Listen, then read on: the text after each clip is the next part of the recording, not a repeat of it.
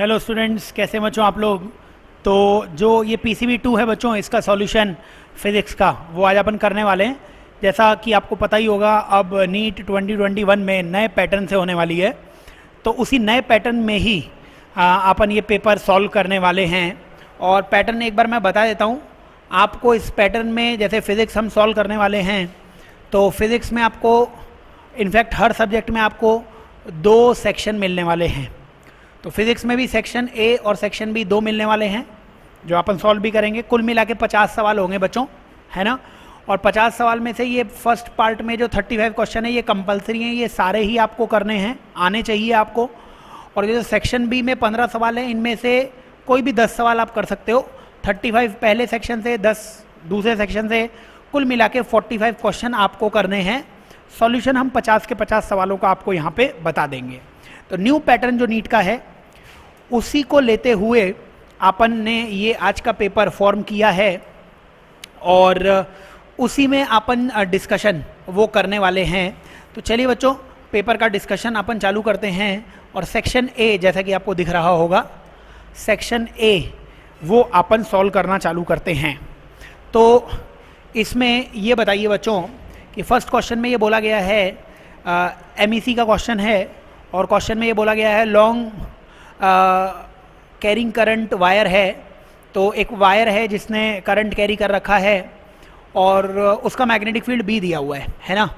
तो एक वायर है, इसका मैग्नेटिक फील्ड B दिया हुआ है। अब इससे 9 टर्न्स बना लिए गए बच्चों। तो आपको याद कराया है, अगर लेंथ कांस्टेंट होती है तो B बच्चों n² के प्रोपोर्शनल हो जाता है। और अगर नंबर ऑफ टर्न्स तुमने 9 कर दी हैं, तो 9² मतलब 81 टाइम्स मैग्नेटिक फील्ड हो जाएगा। थर्ड पहले क्वेश्चन का आंसर आ जाएगा। सिंपल क्वेश्चन है, और नीट में भी काफ़ी बार आ चुका है, जेईई मेंस में आ चुका है एक आध बार। अगर लेंथ कांस्टेंट होती है वायर की, तो नंबर ऑफ टर्न्स उसका स्क्वायर कर दीजिए, उसी से नेट मैग्नेटिक फील्ड निकाल सकते हैं अपन। तो फर्स्ट क्वेश्चन का आंसर आ जाएगा 81B, यानी थर्ड फर्स्ट क्वेश्चन का आंसर आ जाएगा। चलिए नेक्स्ट क्वेश्चन की तरफ चलते हैं अपन। नेक्स्ट क्वेश्चन जो है, उसमें बोला गया है, एक मैग्नेट है बच्चों हमारे पास, एक मैग्नेट है, cut into 3 equal parts by cutting it parallel to its length. बच्चों लंबाई के अनुदिश, है ना, लेंथ पैरेलल काटी जाती है ना, लेंथ के पैरेलल, लंबाई के समांतर इसको काटा जाता है। तो इस तरीके से इसको काट दिया गया है। तो हर पार्ट का मास या द्रव्यमान m/3 हो जाएगा। मास या द्रव्यमान m/3 हो जाएगा। M और T0 जो है ना, represents magnetic moment and time period. तो मैग्नेटिक मोमेंट जो है वो आपको पहले M और टाइम पीरियड T0 दिया हुआ है, ठीक है। तो अब आपको बताना है कि काटने के बाद नया मैग्नेटिक मोमेंट कितना हो जाएगा। तो मैग्नेटिक मोमेंट होता था बच्चों M/L। छोटा m होता था पोल स्ट्रेंथ, ध्रुव सामर्थ्य, और पोल स्ट्रेंथ या ध्रुव सामर्थ्य वो एरिया के प्रोपोर्शनल होती है ना। अब मैग्नेट थी, सामने से हमें जो एरिया दिख रहा था उसको आपने 1/3 कर दिया। एरिया 1/3 कर दोगे, है ना, इसको काटा गया है, तो हर पार्ट का एरिया कितना हो जाएगा, क्षेत्रफल 1/3 हो जाएगा। और एरिया 1/3 हो गया तो छोटा m भी 1/3 हो जाएगा, ध्रुव सामर्थ्य या पोल स्ट्रेंथ 1/3 हो जाएगी। और ये 1/3 हो गई तो m भी कितना हो जाएगा, m/3 हो जाएगा। m/3 मतलब या तो सेकंड आंसर आएगा या तो थर्ड आंसर आएगा। अच्छा, इसका टाइम पीरियड का फॉर्मूला होता था बच्चों 2π√I/mBh, ये फॉर्मूला होता था बच्चों। I/mL² के बराबर होता है ना। यहाँ mL², ये जड़त्व घूर्ण है, मोमेंट ऑफ इनर्शिया। यहाँ m मास है, द्रव्यमान है। अच्छा, m अगर मास भी 1/3 हो गया तो I भी कितना हो जाएगा, I/3 हो जाएगा, क्योंकि पहले I mL² था, अब mL²/3 हो जाएगा। और कैपिटल M भी कितना हो गया, m/3 हो गया। तो I/3 m/3, ये भी 1/3 हुआ, ये भी 1/3 हुआ, 3 से 3 कैंसिल होगा, T सेम रह जाएगा बच्चों। तो T सेम रह गया है, M 1/3 हो गया है, T सेम और M 1/3, यानी सेकंड का आंसर सेकंड आ जाएगा अपने पास, ठीक है। तो ये याद रखना, हमने आपको थ्योरी में पढ़ाया भी हुआ है कि अगर आप इसे कट कर रहे हो पैरेलल टू लेंथ, तो एरिया चेंज होगा, एरिया चेंज होने से ध्रुव सामर्थ्य या फिर मैग्नेटिक जो पोल स्ट्रेंथ है वो चेंज हो जाएगी। नेक्स्ट क्वेश्चन की तरफ चलते हैं अपन, अगले प्रश्न की तरफ चलते हैं। बताइए थर्ड क्वेश्चन लॉरेंट्ज फोर्स का क्वेश्चन है और इसमें वेक्टर भी यूज़ किया हुआ है। लॉरेंट्ज फोर्स क्या होता है? लॉरेंट्ज फोर्स होता है electric force plus magnetic force. Electric force होगा बच्चों QE और मैग्नेटिक फोर्स हो जाएगा QV क्रॉस B। यही इसका आंसर है। लेकिन यहाँ पे एक्चुअली क्या है, ये तो डॉट में दिख रहा है, ये तो वैसे ही गलत है। अब यहाँ पे B क्रॉस V दिख रहा है बच्चों। A क्रॉस B और B क्रॉस A वो सेम नहीं होते हैं, उन दोनों के आगे माइनस साइन आता है। इसका मतलब ये QE तो QE रहेगा प्लस Q।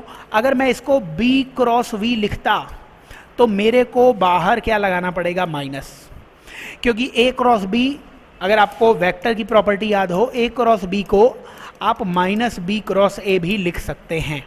तो मैंने V क्रॉस B को क्या लिख रखा है? B क्रॉस V के आगे माइनस लगा दिया है। यहाँ से Q कॉमन ले लोगे तो फर्स्ट इसका आंसर दिख जाएगा। Q कॉमन ले लिया तो E vector minus B cross V vector, तो फर्स्ट इस क्वेश्चन का आंसर आ जाएगा। सिंपल सी वेक्टर की जो प्रॉपर्टी है वो तुम्हें अप्लाई करनी पड़ेगी, ठीक है। आओ नेक्स्ट क्वेश्चन की तरफ चलते हैं, अपन अगले प्रश्न की तरफ चलते हैं। तो थर्ड क्वेश्चन का आंसर फर्स्ट आ ही चुका है। इसके बाद अपन आते हैं क्वेश्चन नंबर फोर्थ पे बच्चों। क्वेश्चन नंबर फोर्थ काफ़ी बार एग्ज़ाम में भी आ चुका है क्वेश्चन, और क्वेश्चन नंबर फोर्थ जो है इसमें आपसे बोला गया है कि परमानेंट मैग्नेट के लिए क्या चाहिए। परमानेंट मैग्नेट के लिए बच्चों हाई रिटेंटिविटी, हाई कोरिसिविटी चाहिए। हाई रिटेंटिविटी मतलब वो ज़्यादा देर तक रिटेन करना चाहिए मैग्नेटिक नेचर। कोरिसिविटी भी हाई, एक्सटर्नल मैग्नेटिक फील्ड भी हाई लगाओगे तब जाके वो डीमैग्नेटाइज होना चाहिए। तो परमानेंट मैग्नेट के लिए सेकंड ऑप्शन आ जाएगा हाई रिटेंटिविटी और हाई कोरिसिविटी, इसे चाहिए। मैग्नेटिज्म के लेक्चर आप देख सकते हैं इसके। चलिए, तो फोर्थ क्वेश्चन का आंसर आ जाएगा। फिर आते हैं बच्चों फिफ्थ क्वेश्चन की तरफ। फिफ्थ क्वेश्चन आप पढ़ लीजिए, हो सके तो साथ में सॉल्व करते चलिए बच्चों। वीडियो को पॉज कर दीजिए और हो सके तो साथ में क्वेश्चन को सॉल्व करते चलिए कि आपका आंसर क्या आ रहा है। तो इसमें फिफ्थ क्वेश्चन में क्या बोला गया है कि एट अ प्लेस है ना, द हॉरिजॉन्टल कंपोनेंट, तो BH आपको दिया गया है। BH 1.73, तो √3 इंटू 10 की पावर -5 है ना, तो 1.73 को मैंने √3 लिख लिया है, BH दिया गया है। Resultant magnetic field is 2 into 10 की पावर -3, तो मैग्नेटिक फील्ड आपको दिया गया है 2 इंटू 10 की पावर -5, ठीक है। तो इसमें बच्चों ये B होता है, ये BH होता है, ये एंगल थीटा होता है। जो टोटल मैग्नेटिक फील्ड B है, इस B का एक कंपोनेंट आता है B cos थीटा, उसे BH कहते हैं। B वर्टिकल निकालते तो B sin थीटा आता। तो बताइए, यहाँ से आप लिख सकते थे कि B cos थीटा उसी की वैल्यू BH के बराबर है। तो cos थीटा की वैल्यू यहाँ से अगर आप देखोगे तो BH अपॉन B आ जाएगी, जो √3/2 दिखेगा आपको, क्योंकि BH की जगह आप लिखेंगे ये वैल्यू और नीचे B लिखेंगे तो BH/B का रेशियो लेंगे, 10 की पावर -5 कैंसिल, √3/2। √3/2 मतलब cos √3/2 होता है 30 डिग्री पर। तो फिफ्थ क्वेश्चन का आंसर सेकंड आ जाएगा हमारे पास, ठीक है बच्चों। नेक्स्ट क्वेश्चन की तरफ चलते हैं। अभी सारे MEC और मैग्नेटिज्म के क्वेश्चंस ये चल रहे हैं। सिक्स्थ क्वेश्चन के पास आ जाते हैं अपन, क्वेश्चन नंबर 6 के पास आ जाते हैं।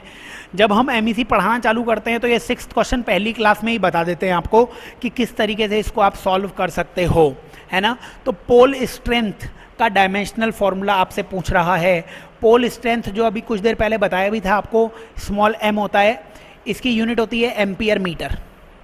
ये होता है एम्पियर मीटर, और एम्पियर मीटर का मतलब एम्पियर A ही रहेगा, मीटर L हो जाएगा। A और L यानी 6th क्वेश्चन का आंसर आ जाएगा हमारे पास थर्ड बच्चों, है ना। एम्पियर मीटर यूनिट होती है इसकी। कैपिटल M कोई पूछ लेता तो एम्पियर मीटर स्क्वायर हो जाता, क्योंकि वो M इंटू L होता है, तो इसमें L और मल्टीप्लाई हो जाएगा, एम्पियर मीटर स्क्वायर हो जाएगा। तो 6th क्वेश्चन का थर्ड आंसर आ जाएगा। चलिए नेक्स्ट क्वेश्चन की तरफ चलते हैं। आइए बच्चों नेक्स्ट क्वेश्चन देखते हैं, 7th क्वेश्चन। 7th क्वेश्चन में ये बोला गया है कि प्रोटॉन और न्यूट्रॉन परपेंडिकुलर मैग्नेटिक फील्ड में मूव कर रहे हैं। अब प्रोटॉन और न्यूट्रॉन परपेंडिकुलर मैग्नेटिक फील्ड में मूव कर रहे हैं, तो बच्चों जो प्रोटॉन है वो तो सर्कल में घूमेगा, सर्कल में क्यों घूमेगा? सर्कल में इसलिए घूमेगा क्योंकि प्रोटॉन के पास चार्ज भी है और परपेंडिकुलर मैग्नेटिक फील्ड में होता है चार्ज पार्टिकल, तो सर्कुलर मोशन करता है। न्यूट्रॉन जो है बच्चों, उसके पास चार्ज नहीं है, वो स्ट्रेट लाइन में मूव करेगा। ठीक है, अब ऑप्शंस पढ़ लेते हैं। ये भी पता होना चाहिए कि मैग्नेटिक फोर्स केवल डायरेक्शन बदलता है, मैग्नेटिक फोर्स केवल डायरेक्शन बदलेगा, यानी कि स्पीड पार्टिकल्स की हमेशा क्या रहेगी? सेम रहेगी, जो भी होगी वही रहेगी। पहला ऑप्शन पढ़ लेते हैं, momentum and kinetic energy of both particle changes. बच्चों मोमेंटम तो चेंज होगा, मोमेंटम चेंज होगा। किसका मोमेंटम चेंज होगा? बच्चों मोमेंटम, क्योंकि सर्कुलर मोशन में अगर घूम रहा होगा ये क्या बोलते हैं इसे अपन, प्रोटॉन, तो मोमेंटम इसका चेंज हो सकता है ना। कोई बोले कि काइनेटिक एनर्जी बदलेगी, बच्चों काइनेटिक एनर्जी मैग्नेटिक फोर्स नहीं बदल सकता। काइनेटिक एनर्जी होती है हाफ mv², m बदलेगा नहीं, और मैग्नेटिक फोर्स कभी स्पीड बदलता नहीं है, तो काइनेटिक एनर्जी चेंज नहीं होगी। तो फर्स्ट ऑप्शन गलत होने का कारण मैं बोल रहा हूँ, काइनेटिक एनर्जी बोथ पार्टिकल की चेंज होगी, वो गलत है। मोमेंटम भी केवल प्रोटॉन का ही बदलेगा, न्यूट्रॉन का मोमेंटम भी नहीं बदलेगा, क्योंकि न्यूट्रॉन तो स्ट्रेट लाइन में ही चला जाएगा। पहला ऑप्शन गलत है। काइनेटिक एनर्जी सेम रहती है मैग्नेटिक फील्ड में, क्योंकि स्पीड सेम रहती है, डायरेक्शन ही तो बदलती है, तो डायरेक्शन मतलब वेक्टर क्वांटिटी बदलेगी। अब दूसरा ऑप्शन में बोला है momentum and kinetic energy both remains same, वो भी गलत हो गया। मोमेंटम तो बदलेगा, प्रोटॉन का मोमेंटम बदलेगा, क्योंकि प्रोटॉन की डायरेक्शन बदलेगी। तीसरा ऑप्शन है काइनेटिक एनर्जी रिमेन्स सेम, ये बिल्कुल सही है बच्चों। काइनेटिक एनर्जी होती है हाफ mv², ना तो हाफ बदलेगा ना तो m मास बदलेगा, v² स्पीड का स्क्वायर भी नहीं बदलेगा बच्चों। 7th क्वेश्चन का थर्ड आंसर आ जाएगा। मैग्नेटिक फोर्स है, काइनेटिक एनर्जी सेम रहेगी दोनों की। नेक्स्ट क्वेश्चन की तरफ चलते हैं अपन, अगले प्रश्न की तरफ चलते हैं। क्वेश्चन नंबर 8 में आ जाते हैं। क्वेश्चन नंबर 8 में आपसे बोला गया है कि इलेक्ट्रॉन जो है वो रिवॉल्व कर रहा है, इलेक्ट्रॉन रिवॉल्व कर रहा है, जिसकी फ्रीक्वेंसी न्यू दे रखी है और रेडियस r दे रखी है। तो आपको बताना है magnetic field at the centre. तो मैग्नेटिक फील्ड होता है μ0 I/2r, ये होता है। और I की वैल्यू, करंट की वैल्यू वो Q/T लिख सकते थे, और 1/T को ही आप Q इंटू F लिख सकते थे, E इंटू V। आंसर आ जाएगा μ0 EV/2r। 8th क्वेश्चन का सेकंड आंसर आ जाएगा। स्टैंडर्ड क्वेश्चन है, आसान क्वेश्चन है, करना चाहिए था अपने को। 8th क्वेश्चन के आगे 9th क्वेश्चन में आइए बच्चों। 9th क्वेश्चन में बोला हुआ है करंट इलेक्ट्रिसिटी का क्वेश्चन आ गया।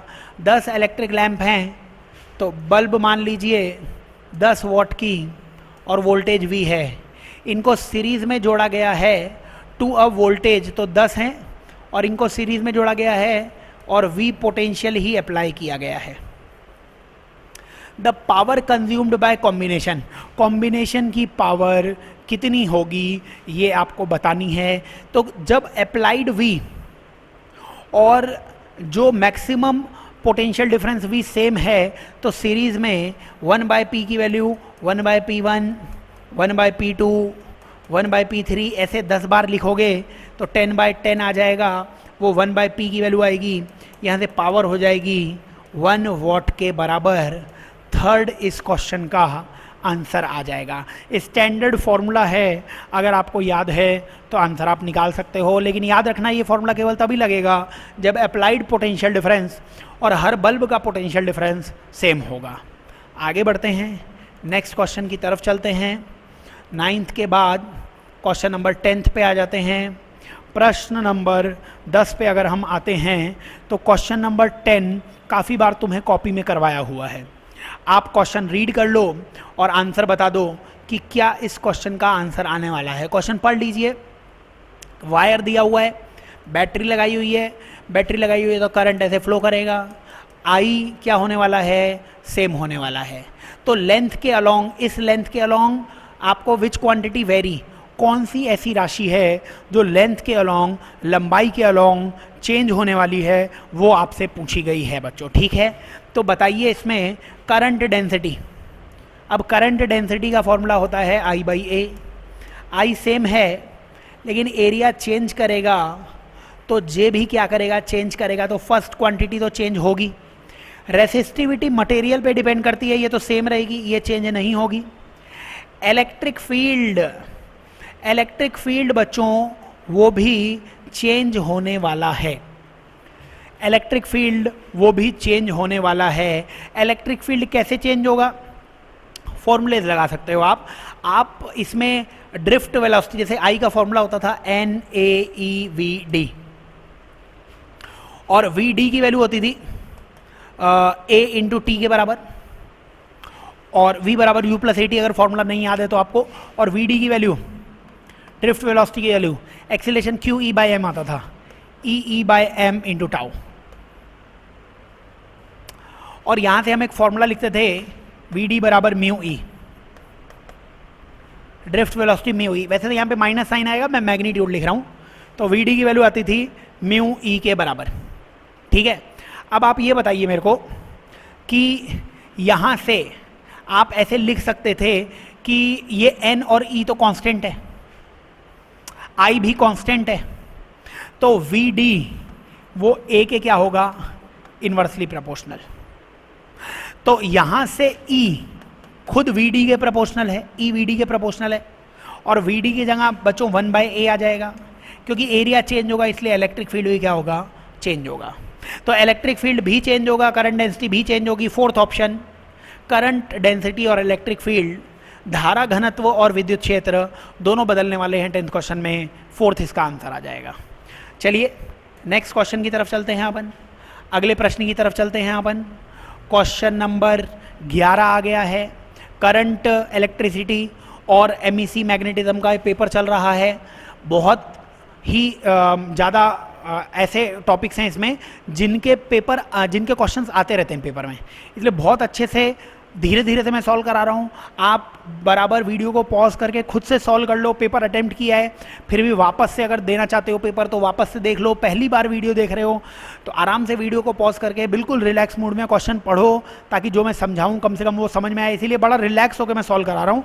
क्वेश्चन भी अभी 11th बोल दिया लेकिन पढ़ा नहीं है, वो आराम से पढ़ूंगा मैं, कि आप आराम से क्वेश्चन पढ़ के कुछ आंसर कैलकुलेट कर पाओ। लगभग 1 मिनट से कम में ये सब सवाल हो जाने चाहिए थे। आइए 11th क्वेश्चन अब तो सॉल्व कर लेते हैं अपन, है ना। तो 11th क्वेश्चन में क्या बोला हुआ है कि बैलेंस व्हीट स्टोन ब्रिज है और करंट इन गैल्वेनोमीटर इज 0। तो बताइए, एक बैलेंस व्हीट स्टोन ब्रिज ऐसा होता है, व्हीट स्टोन ब्रिज, यहाँ पे रजिस्टर, यहाँ पे रजिस्टर, ये सारे रजिस्टर्स होते थे, इधर बैटरी लगी हुई होती थी और इधर गैल्वेनोमीटर लगा हुआ होता था। और गैल्वेनोमीटर में करंट 0 तभी तक होता था जब तक ये resistance R1, R2, R3, R4 का रेशियो क्या होता था? सेम होता था। The battery and galvanometer interchange, बच्चों बैटरी और गैल्वेनोमीटर को इंटरचेंज करोगे कोई फर्क नहीं पड़ता था, क्योंकि बैलेंस व्हीट स्टोन ब्रिज का मतलब क्या होता था? एक डायगोनल के अबाउट गैल्वेनोमीटर और एक डायगोनल के अबाउट बैटरी। अब इधर बैटरी लगा दोगे, इधर गैल्वेनोमीटर लगा दोगे, कोई फर्क नहीं पड़ेगा। तो सही है, पहला ऑप्शन 0 ही रहेगा गैल्वेनोमीटर की रीडिंग। बच्चों सारे रेजिस्टेंस को 4 टाइम्स कर दोगे तब भी कोई फर्क नहीं पड़ेगा, क्योंकि R1/R2 R3/R4 के बराबर है, R1/R2 R3/R4 के बराबर है। तो सबको आप 4 4 4 4 करोगे, सारे 4 कैंसिल हो जाएंगे, रेशियो अभी भी सेम रहेगा। पहला भी सही है, दूसरा भी सही है, इसका मतलब all of these he answer आएगा। बच्चों EMF बैटरी का चेंज कर दोगे तो R1/R2 R3/R4 रहेगा, चाहे बैटरी कुछ भी हो जाए, इसीलिए 11th क्वेश्चन का आंसर 4th आ जाएगा। जितनी देर में मैं क्वेश्चन सॉल्व कर रहा हूँ, बड़ी आराम से, बड़ी प्यार से आप उतना ही टाइम लीजिए और ठीक से प्रैक्टिस कीजिए कि सेक्शन 1 के 35 के 35 सवाल तुम्हें करने हैं। बच्चों नया फॉर्मेट दिया है नीट ने, उसके हिसाब से अपन पेपर सॉल्व कर रहे हैं, लेकिन सेक्शन 1 के सारे क्वेश्चन तुम्हें करने कंपलसरी है। सेक्शन बी में कुछ सवाल नहीं भी आए तो चलेगा, लेकिन सेक्शन ए में एक एक सवाल तुम्हें आना चाहिए। तो क्वेश्चन नंबर 11th हो चुका है, क्वेश्चन नंबर 12th की तरफ अपन बढ़ते हैं। क्वेश्चन नंबर 12th के लिए बताइए, क्वेश्चन नंबर 12th पढ़ लीजिए। Correct variation of ln x and t for paramagnetic material is. Paramagnetic material बोला गया है, x आपको ससेप्टिबिलिटी बोली गई है, या x आपको प्रतिचुंबकीय पदार्थ के लिए चुंबकीय प्रवृत्ति बोली गई है, और x बोला गया है। तो x और t के लिए ग्राफ पूछा गया है, तो x और t इन्वर्सली प्रोपोर्शनल होते थे। लॉग लोगे तो ln x समानुपाती या बराबर यहाँ पे आ जाएगा बच्चों, t ऊपर जाके t की पावर -1 आएगा, तो लॉग लोगे तो -1 सामने log t आ जाएगा। ठीक है, कांस्टेंट आता ही है, तो यहाँ से आप ये बताओ ये कितना आ जाएगा, मतलब इसको मैं मान लूँ y, इसको मैं मान लूँ -x, तो y और -x मतलब स्लोप नेगेटिव आ रहा है, तो ये तो गलत ही है, इसका स्लोप नेगेटिव है, तो सेकंड आंसर सही आना चाहिए, इसका स्लोप तो नेगेटिव था ही। और देख लो आप और ऑप्शन में, और किसी का स्लोप नेगेटिव ही नहीं है, ये 4 ऑप्शन हैं और स्लोप नेगेटिव एक ही ऑप्शन का दिया हुआ है, तो स्लोप नेगेटिव एक ही ऑप्शन का दिया हुआ है, सेकंड ही इसका आंसर आ जाएगा भाई, तो ये आंसर आ जाएगा। चलिए नेक्स्ट क्वेश्चन की तरफ चलते हैं अपन।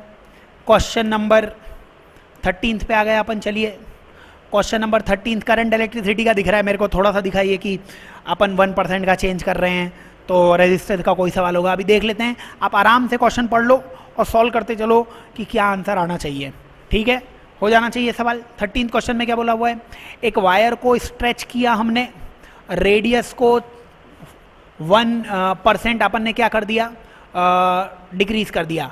रेसिस्टिविटी, अरे ध्यान से पढ़ने का, रेसिस्टिविटी बच्चों मटेरियल पे डिपेंड करती है। तार को तुमने खींचा, तार कॉपर का था तो ऐसा थोड़ी ना है तार खींचने पे सोने का बन गया, तार कॉपर का पहले भी था बाद में भी कॉपर का ही है, तो कोई चेंज नहीं आएगा रेसिस्टिविटी में। देखो कितना आसान सवाल है, अब निकालने में लग जाए ना 4 टाइम्स हो जाता है, और रेजिस्टेंस होता है। प्रतिरोध यानी प्रतिरोधकता, विशिष्ट प्रतिरोध, ये सब चीज़ें तो मटेरियल पे डिपेंड करती है, मटेरियल सेम है, खींचने तानने पे कॉपर कॉपर रहेगा, कोई चेंज नहीं आएगा, 0% आंसर। 13 का 4th आंसर आ गया। आगे चलेंगे, क्वेश्चन नंबर 14 पे आ जाएंगे। Question number 14, dry cell 2 ampere current दे रही है, टर्मिनल वोल्टेज 3 वोल्ट है, ओपन सर्किट वोल्टेज 3.5 है, ओपन सर्किट मतलब ईएमएफ दिया हुआ है 3.5 वोल्ट, टर्मिनल पोटेंशियल डिफरेंस मतलब E-IR दिया हुआ है 3 वोल्ट, और E की वैल्यू 3.5 है, I की वैल्यू 2 है, R की वैल्यू पता नहीं, ये बराबर 3 आ गया। यहाँ से 2R की वैल्यू 0.5 आ जाएगी बच्चों, 2R की वैल्यू 0.5 कैसे, 3.5 - 3, तो R की वैल्यू 1/4 आ जाएगी, क्योंकि 0.5 1/2 होता है, 1/2 के नीचे 2 1/4, 1/4 0.25 होता है बच्चों। 14th का आंसर आ जाएगा सेकंड। टाइम नहीं दिया तुम्हें सॉल्व करने का, वीडियो पॉज करके सॉल्व कर लेना था, है ना। तो जिन क्वेश्चन का मैं टाइम नहीं दूँ उन्हें वीडियो पॉज करके सॉल्व कर लो, बट मैं धीरे धीरे सॉल्व करा रहा हूँ ताकि आप साथ में क्वेश्चन सॉल्व कर पाओ। तो इसका आंसर आ जाएगा 0.25 14th क्वेश्चन का। 15th में आ जाओ भाई। 15th क्वेश्चन करंट इलेक्ट्रिसिटी का सवाल है, प्रीवियस एग्जाम्स में भी आया हुआ लग रहा है ऐसा ही सवाल। उसके लिए आपने अगर PYQs कर रखे हैं, प्रीवियस ईयर क्वेश्चंस कर रखे हैं, 2000 से 2020 तक के आपको मिल जाएंगे, और वो आप कर लोगे तो आंसर आ जाएंगे इनके। बताइए 15th क्वेश्चन पढ़ लीजिए, करंट इलेक्ट्रिसिटी का ही क्वेश्चन है और आंसर इनका बताना है आपको। बताइए, 2 cells each of EMF E internal resistance R are connected in parallel across resistor R। चलिए तो ऐसे मैंने बना लिया, ये दिया हुआ है आपको E, ये दिया हुआ है R, ये पैरेलल में जुड़ा हुआ है, और इसको एक और रेजिस्टेंस R से जुड़ा हुआ है। हमें क्या चाहिए, पावर मैक्सिमम, रजिस्टर में मैक्सिमम पावर चाहिए, तो डायरेक्टली कंडीशन है अगर इस रजिस्टर में मैक्सिमम पावर चाहिए तो ये रेजिस्टेंस बचे हुए सारे रेजिस्टेंस के बराबर हो जाना चाहिए। क्या ये R और R पैरेलल में है, R और R पैरेलल में R/2 हो जाएगा, डायरेक्टली 4th आंसर आ गया। अगर चीज़ें याद है तो आंसर आ जाएंगे। मैक्सिमम पावर किसी रेजिस्टर में तभी होती है जब उसका रेजिस्टेंस बाकी सारे रेजिस्टेंस के बराबर हो जाए, और सर्किट में मैक्सिमम पावर तब होती है जब इंटरनल रेजिस्टेंस बाकी सारे रेजिस्टेंस के बराबर हो। पढ़ा होगा तो आंसर आ जाएगा। हो गया ये 15 सवाल भी। आगे चलते हैं 16th क्वेश्चन की तरफ। चलिए 16th क्वेश्चन में आ जाइए। 16th क्वेश्चन आराम से रीड कर लीजिए, फुल टाइम दे रहा हूँ मैं आपको कि आप आराम से क्वेश्चंस रीड करो और सॉल्व करो। 16th क्वेश्चन में क्या बोला हुआ है, यूनिफॉर्म कॉपर वायर है, करंट I है, तो यूनिफॉर्म कॉपर वायर है, करंट I है, N दिया हुआ है कैरियर पर मीटर क्यूब, है ना। तो जैसे I बराबर NaEVD होता था फॉर्मूला, तो ये N की वैल्यू N दे रखी है, करंट I दे रखा है, length of wire is L metre, its cross section area is A, if the charge on carriers is E, the drift velocity, तो ड्रिफ्ट वेलोसिटी का तो ये डायरेक्टली फॉर्मूला I बराबर NaE आ जाएगा। 4th इस क्वेश्चन का आंसर आ जाएगा, यही पूछा हुआ है। लेंथ वेंथ से कुछ लेना देना है नहीं, फॉर्मूला तुम्हें पता होता तो आंसर आ चुका होता। 16th का फॉर्मूला है I बराबर NaEVD, सॉल्व कर लेना। चलो नेक्स्ट क्वेश्चन की तरफ चलते हैं अपन। 17th क्वेश्चन की तरफ चलते हैं अपन। आराम से पढ़ लो, अपने प्यारे स्वाभिमान की टेस्ट सीरीज नए पैटर्न के पेपर हैं। सेक्शन ए में सारे क्वेश्चन सॉल्व करने हैं, सेक्शन ए ही चल रहा है, उसका 17th क्वेश्चन पे आ चुके हैं। आराम से इसे रीड कर लो और बताओ कि क्या इसका आंसर आना चाहिए। 17th क्वेश्चन में बोला गया है कि direction of current inside the cell is, वो आपको बताना है। तो inside the cell direction of current कितनी आ जाएगी, तो direction of current inside when cell is connected across load, तो ये रहा लोड और ये रहा ऐसे सेल। तो ऐसे आपको बताते हैं कि करंट तो हाई से लो जाता है, और हम तो बैटरी के बाहर की बात ही करते हैं, तो करंट हाई से लो गया है ऐसे, तो बैटरी के अंदर कैसे जाएगा, लो से हाई की तरफ चला जाएगा, from negative electrode to positive electrode आ जाएगा। 17th का सेकंड आंसर आ जाएगा बच्चों, 17th का आंसर सेकंड आ जाना चाहिए आप लोगों का। तो ये हो जाएगा 17th क्वेश्चन का आंसर। ठीक है, आगे चलो नेक्स्ट क्वेश्चन की तरफ चलते हैं अपन। इसमें 4th ऑप्शन सही मत कर देना, बोथ 1 and 2, वो तो वैसे ही गलत है। बोथ 2 and 3 हो सकता था अगर ये लिखता नहीं है ऐसे कि लोड रजिस्टर, अब लोड रजिस्टर जोड़ा हुआ है तो करंट तो फ्लो करेगा, और बैटरी के अंदर कहाँ से कहाँ करेगा, नेगेटिव इलेक्ट्रोड से पॉजिटिव इलेक्ट्रोड की तरफ करेगा। 17th क्वेश्चन का ये आंसर आ जाएगा। आगे चलो 18th क्वेश्चन की तरफ। तो बच्चों 18th क्वेश्चन, इसको भी अपन सॉल्व कर लेते हैं। 18th क्वेश्चन में ये बोला हुआ है कि मोबिलिटी की यूनिट चाहिए अपने को, तो मोबिलिटी की यूनिट आ जाएगी। मोबिलिटी की यूनिट, मोबिलिटी अभी कुछ देर पहले एक सवाल आया था जिसमें आपको बताया था V D equals to mu into E था, वो आता कैसे था वो भी बताया था। v बराबर u plus a t, a की value q e by M into t आई थी, और ये जो क्यू टाउ बाई एम था इसी को म्यू बोलते थे अपन। आप इससे यूनिट निकालना चाहो इससे भी निकाल सकते हो कि म्यू को क्यू टाउ बाई एम लिखते थे, चार्ज है ना, उससे भी निकाल सकते हो, इससे भी निकाल सकते थे म्यू की वैल्यू, क्योंकि मेरे को यहाँ पे वोल्ट दिख रहा है इसलिए मैंने सोचा इसी से निकाल लूँ ताकि ई को मैं वोल्ट में लिख पाऊँ, है ना। तो म्यू की वैल्यू आ जाएगी v d upon e. V velocity है, वेलोसिटी बच्चों मीटर पर सेकेंड में हो जाएगी, और ई इलेक्ट्रिक फील्ड वोल्ट पर मीटर होता ही था, मीटर ऊपर आ जाएगा, मीटर स्क्वायर पर वोल्ट सेकेंड आ जाएगा, मीटर स्क्वायर पर वोल्ट सेकेंड। थर्ड इस क्वेश्चन का आंसर आ जाएगा। तो 18th क्वेश्चन का आंसर थर्ड आ जाएगा। कुछ गड़बड़ हो नहीं सकती है, सारे फॉर्मूले में बहुत सारे तरीके हैं, आराम से सॉल्व करो। और क्वेश्चन मैं धीरे धीरे सॉल्व करा रहा हूँ, आप सारे क्वेश्चन खुद से पढ़ो और बताते चलो कि क्या इनका आंसर आने वाला है। 19th क्वेश्चन पढ़ा भी नहीं अभी तक मैंने, आप 19th क्वेश्चन आराम से रीड कर लीजिए, क्या इसका आंसर आ रहा है वो भी बताने का प्रयास कीजिए। बताइए 19th क्वेश्चन में आपको फिर से क्या बोला गया है कि conductivity of conductor is defined as, ये सब दिया हुआ है, कंडक्टिविटी चाहिए। चलो डेरिवेशन ही कर लेते हैं, आंसर जो आना है आ जाएगा। तो कंडक्टिविटी अगर आपको चाहिए तो अभी अभी बताया वी डी बराबर म्यू इंटू ई होएगा, ठीक है। आई का एक फॉर्मूला आया था, n a e we d आया था, ये भी बात सही है। आई बाई ए जे हो जाता था, ये भी बात सही है। आई बाई ए वो आ जाएगा N E we D, N E A तो नीचे चला गया, आई बाई ए को जे लिख दिया मैंने, और एन ई वी डी की वैल्यू म्यू इंटू ई आ जाएगी। और म्यू कितना होता था, वी डी बराबर म्यू इंटू ई, म्यू मतलब वी बराबर u plus a T, thermal velocity zero होती है इसलिए यू लिखते नहीं है अपन, और ए की वैल्यू कितनी आ जाएगी q e upon m into tau. तो वी डी की वैल्यू ये लिखनी चाहिए थी, ई तो है ही, क्यू टाउ बाई एम और लिख देना, तो एन ई और म्यू की जगह Q tau by M into E, ठीक है। और ये लिखा हुआ है किसके बराबर, आई बाई ए के बराबर, आई बाई ए के बराबर। और यहाँ से इसे आप लिख सकते थे जे बराबर सिग्मा ई। ये आई बाई ए को तो क्या लिखा हुआ है, जे लिखा हुआ है, ये सब क्या लिखा हुआ है, ये लिखा हुआ है सिग्मा, और ये क्या लिखा हुआ है ई। ये सिग्मा है, सिग्मा क्या होती थी, कंडक्टिविटी होती थी, शायद यही पूछा हुआ है आपसे, अच्छा यही पूछा हुआ है।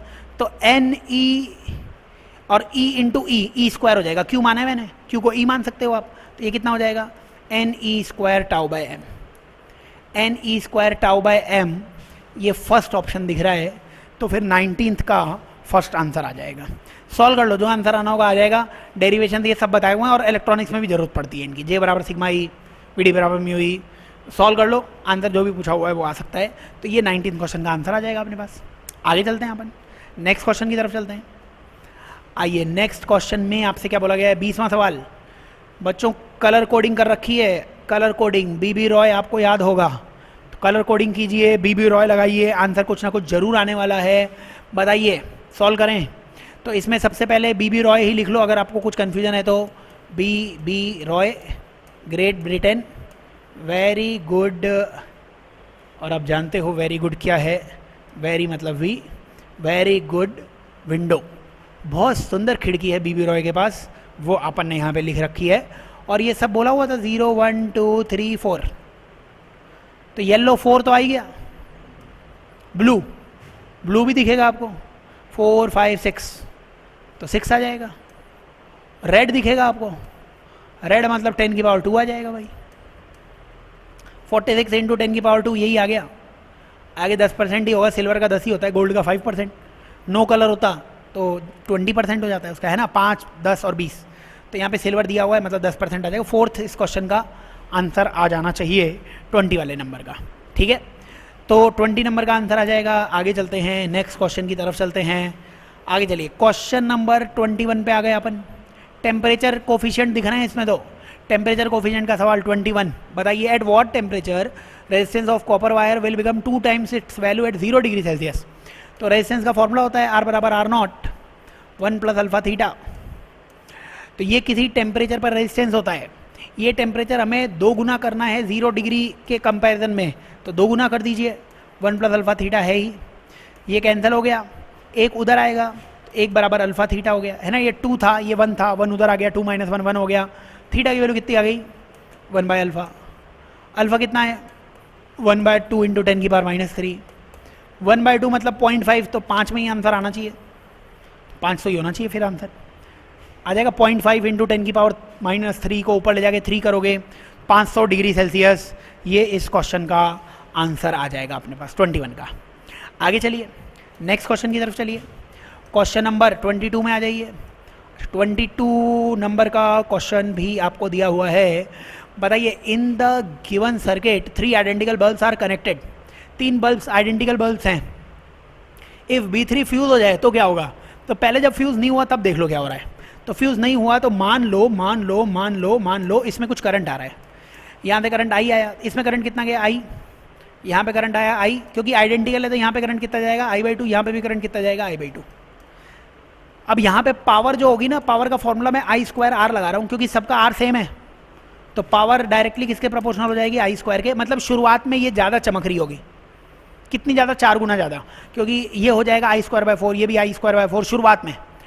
अब बाद में क्या हुआ? बाद में B3 फ्यूज़ हो गया। अब B3 को गायब कर दिया भाई।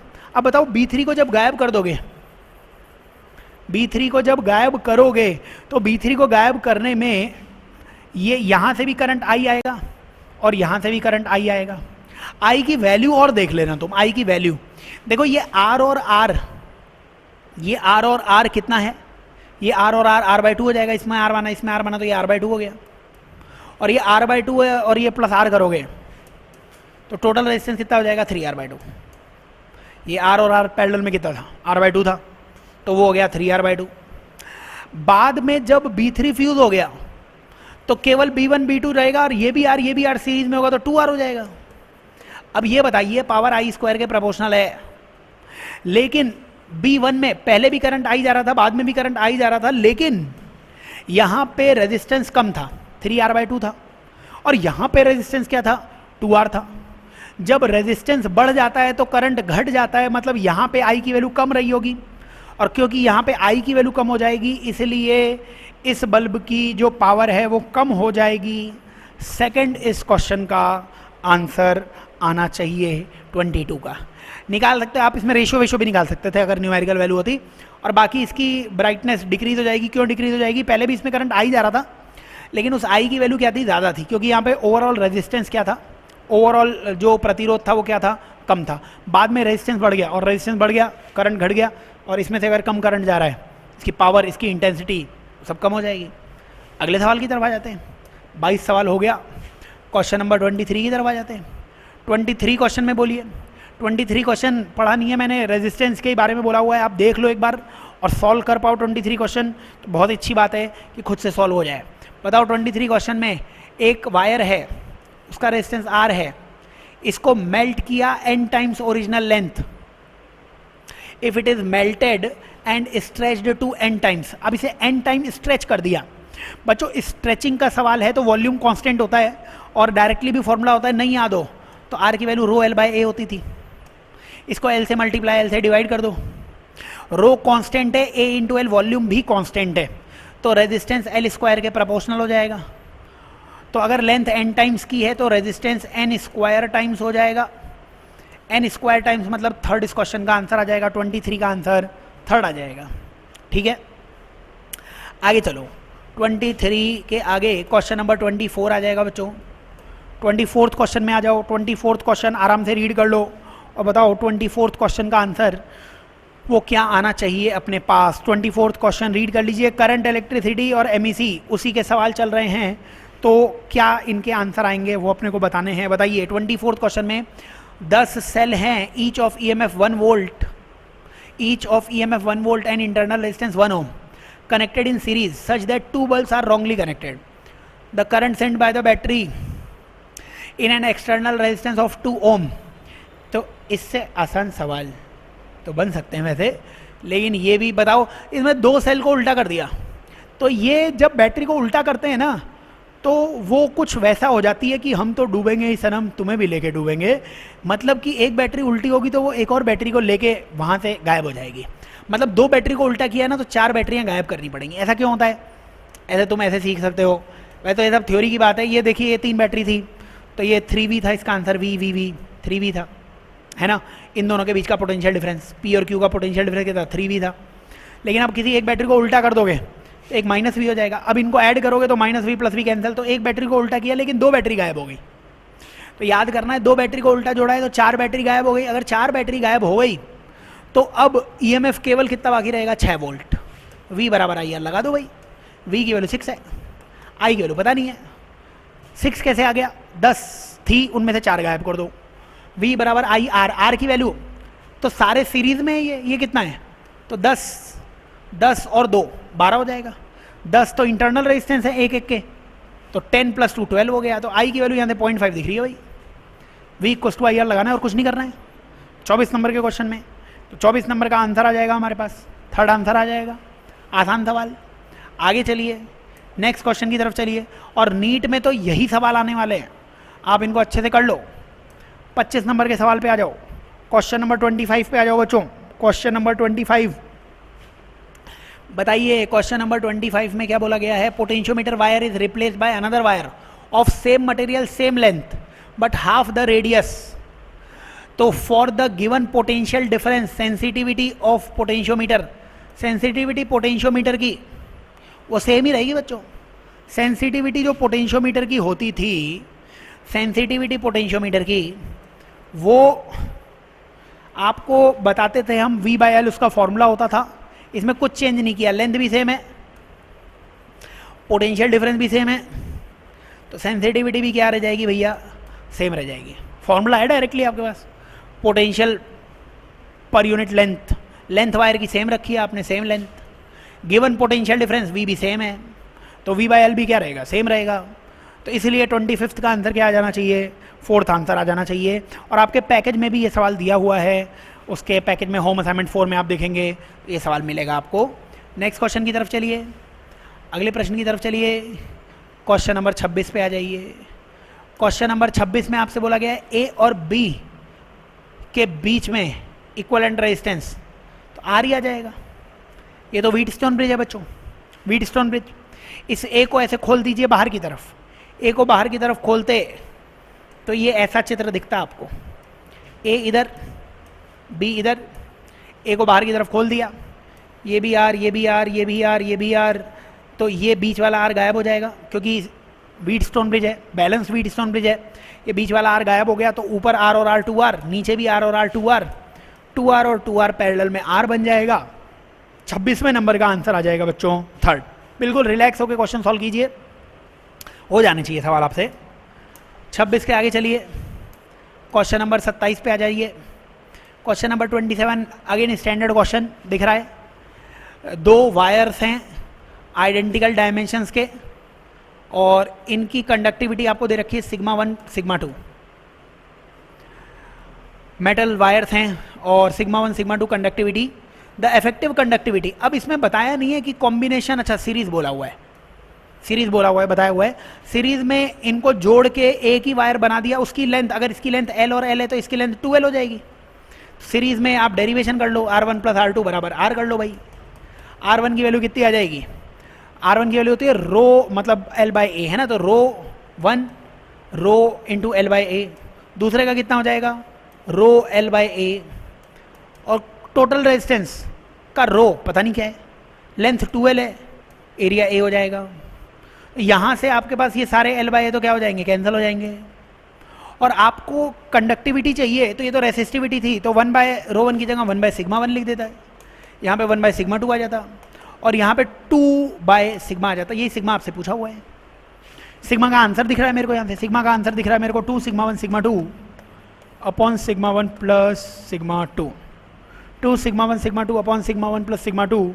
27 का आंसर सेकंड दिख रहा है बच्चों, सेकंड इसका आंसर आ जाएगा। सॉल्व करना है सिंपल, आपको फॉर्मूले नहीं भी याद हो आप डेरिवेशंस कर लो, छोटे मोटे डेरिवेशंस, उनसे आंसर आ जाएंगे। और ये आ चुका है क्वेश्चन, नीट में आ चुका है क्वेश्चन ये। आगे चलिए नेक्स्ट क्वेश्चन की तरफ चलते हैं अपन, 28th क्वेश्चन की तरफ आ जाते हैं। बच्चों 28th क्वेश्चन में 5 ओम में करंट पूछा हुआ है, क्योंकि ये शॉर्ट सर्किट हो जाएगा बच्चों, शॉर्ट सर्किट हो जाएगा। जो भी करंट इस 2 ओम से जाएगा वो सारे का सारा करंट कहाँ से निकल जाएगा, इस शॉर्ट सर्किट से। 5 ओम में कोई भी करंट नहीं जाएगा, इसलिए 0 28th क्वेश्चन का 4th इसका आंसर आ जाएगा। ठीक है, नेक्स्ट क्वेश्चन की तरफ बढ़ते हैं बच्चों। अगला क्वेश्चन है क्वेश्चन नंबर 29 की तरफ आ जाते हैं अपन। तो ये जो नेक्स्ट क्वेश्चन है बच्चों अपने सामने 29th क्वेश्चन, इसका सॉल्यूशन भी देख लेते हैं अपन। क्वेश्चन आराम से पढ़ लीजिए, साथ में कोशिश कीजिए बच्चों कि ये आप सॉल्व कर पाएँ। क्वेश्चन में बोला हुआ है कि एक अल्फ़ा पार्टिकल है और एक प्रोटॉन है ना। अल्फ़ा पार्टिकल 2He4 को कहते हैं, प्रोटॉन 1H1 मान सकते हो आप, और enters into a region of uniform magnetic field which is perpendicular to their direction of motion. लंबवत चुंबकीय क्षेत्र में परपेंडिकुलर मैग्नेटिक फील्ड में ये एंटर कर रहे हैं। ठीक है बच्चों, और इसमें बोला हुआ है इनकी काइनेटिक एनर्जी शुरुआत में सेम है, इनिशियली इनकी काइनेटिक एनर्जी सेम दे रखी है। तो रेडियस का फॉर्मूला होता था √2mk/qb, रेडियस का एक फॉर्मूला होता था mv/qb भी होता था, mv मोमेंटम होता था, संवेग होता था, और p²/2m उसको काइनेटिक एनर्जी लिख सकते थे। तो p की वैल्यू वहाँ से √2mk आती है, स्टैंडर्ड फॉर्मूला है वो यहाँ पे अपन ने रखा है। इसके बाद इसमें अगर आप देखोगे तो काइनेटिक एनर्जी सेम है, 2 सेम है, b सेम है, तो रेडियस प्रोपोर्शनल आ जाएगी √m/q के, रेडियस आ जाएगी √m/q के। तो यहाँ पे ये आप अगर देखोगे ये मास नंबर m हो जाएगा, तो अल्फ़ा पार्टिकल का ऊपर लिख लेना √4, नीचे आ जाएगा 2, है ना, √m/q। तो √m की वैल्यू अल्फ़ा के लिए 4 हो गई, q की वैल्यू 2 हो गई। इसका रेशियो लेना पड़ेगा 1:1, मतलब √1/1 करोगे कोई फ़र्क नहीं पड़ेगा बच्चों, आंसर भी 1:1 आ जाएगा, क्योंकि √4 2 हो जाएगा और 2/2 1:1 आ जाएगा आंसर। तो 29th क्वेश्चन का आंसर 4th आ जाएगा बच्चों। ठीक है, 1:1 ये इस क्वेश्चन का आंसर आ जाएगा। स्टैंडर्ड क्वेश्चन है, होना चाहिए पेपर में। आइए आगे चलते हैं बच्चों। जैसा कि मैं बोल ही रहा हूँ, पेपर बड़ी आराम से डिस्कस कर रहा हूँ मैं, और इस तरीके से डिस्कस कर रहा हूँ कि आप स्क्रीन पर जो क्वेश्चन देखें उनको आराम से तसल्ली से रीड करें। हिंदी इंग्लिश दोनों मीडियम में वो क्वेश्चन दिया हुआ है, उसको आराम से रीड करें, और साथ में कोशिश करें कि जितनी देर में मैं सॉल्यूशन बता रहा हूँ आप भी उतनी ही देर में इस क्वेश्चन को सॉल्व करें। आइए क्वेश्चन रीड करना चालू करते हैं। सेक्शन ए चल रहा है, ये 35 क्वेश्चन होते हैं सेक्शन ए में, और वो सारे के सारे सवाल कंपलसरी है आपको करना, आने चाहिए आपको। 30th क्वेश्चन देखिए क्या बोला हुआ है। एक नेगेटिव चार्ज पार्टिकल है बच्चों, तो Q की वैल्यू माइनस में होगी। अच्छा, यहाँ पे फिगर भी बनाया हुआ है, माइनस में है। Shown in the figure then it will get deflected due to magnetic field. अब चुंबकीय क्षेत्र के कारण ये किधर विचलन करेगा, डिफ्लेक्शन किधर हो जाएगा। तो बच्चों जो फोर्स होता था मैग्नेटिक फोर्स, वो QV×B होता था, QV×B है ना, फोर्स वेक्टर जो होता था वो V×B निकालिए, और चार्ज से मल्टीप्लाई भी करना पड़ेगा। अब चार्ज माइनस है तो V×B की जो भी डायरेक्शन आएगी फोर्स उसके अपोजिट लगेगा। V×B की डायरेक्शन कैसे निकालोगे? V की डायरेक्शन में बच्चों प्यारे थंब को रखने का, अंगूठे को रखने का, है ना, और B की डायरेक्शन में फिंगर्स को रखने का, उंगलियों को रखने का। तो V×B देखोगे तो V इधर आ गया, V इधर है, B अंदर की तरफ है, तो V×B किधर आया, अपवर्ड्स आया, V×B इधर आ रहा है, V×B। लेकिन क्योंकि ये नेगेटिव चार्ज पार्टिकल है, इसलिए मैग्नेटिक फोर्स किधर लगेगा बच्चों, V क्रॉस B के अपोजिट लगेगा, डाउनवर्ड्स लगेगा, -y डायरेक्शन में लगेगा, यानी कि 30th क्वेश्चन का आंसर सेकंड आ जाएगा।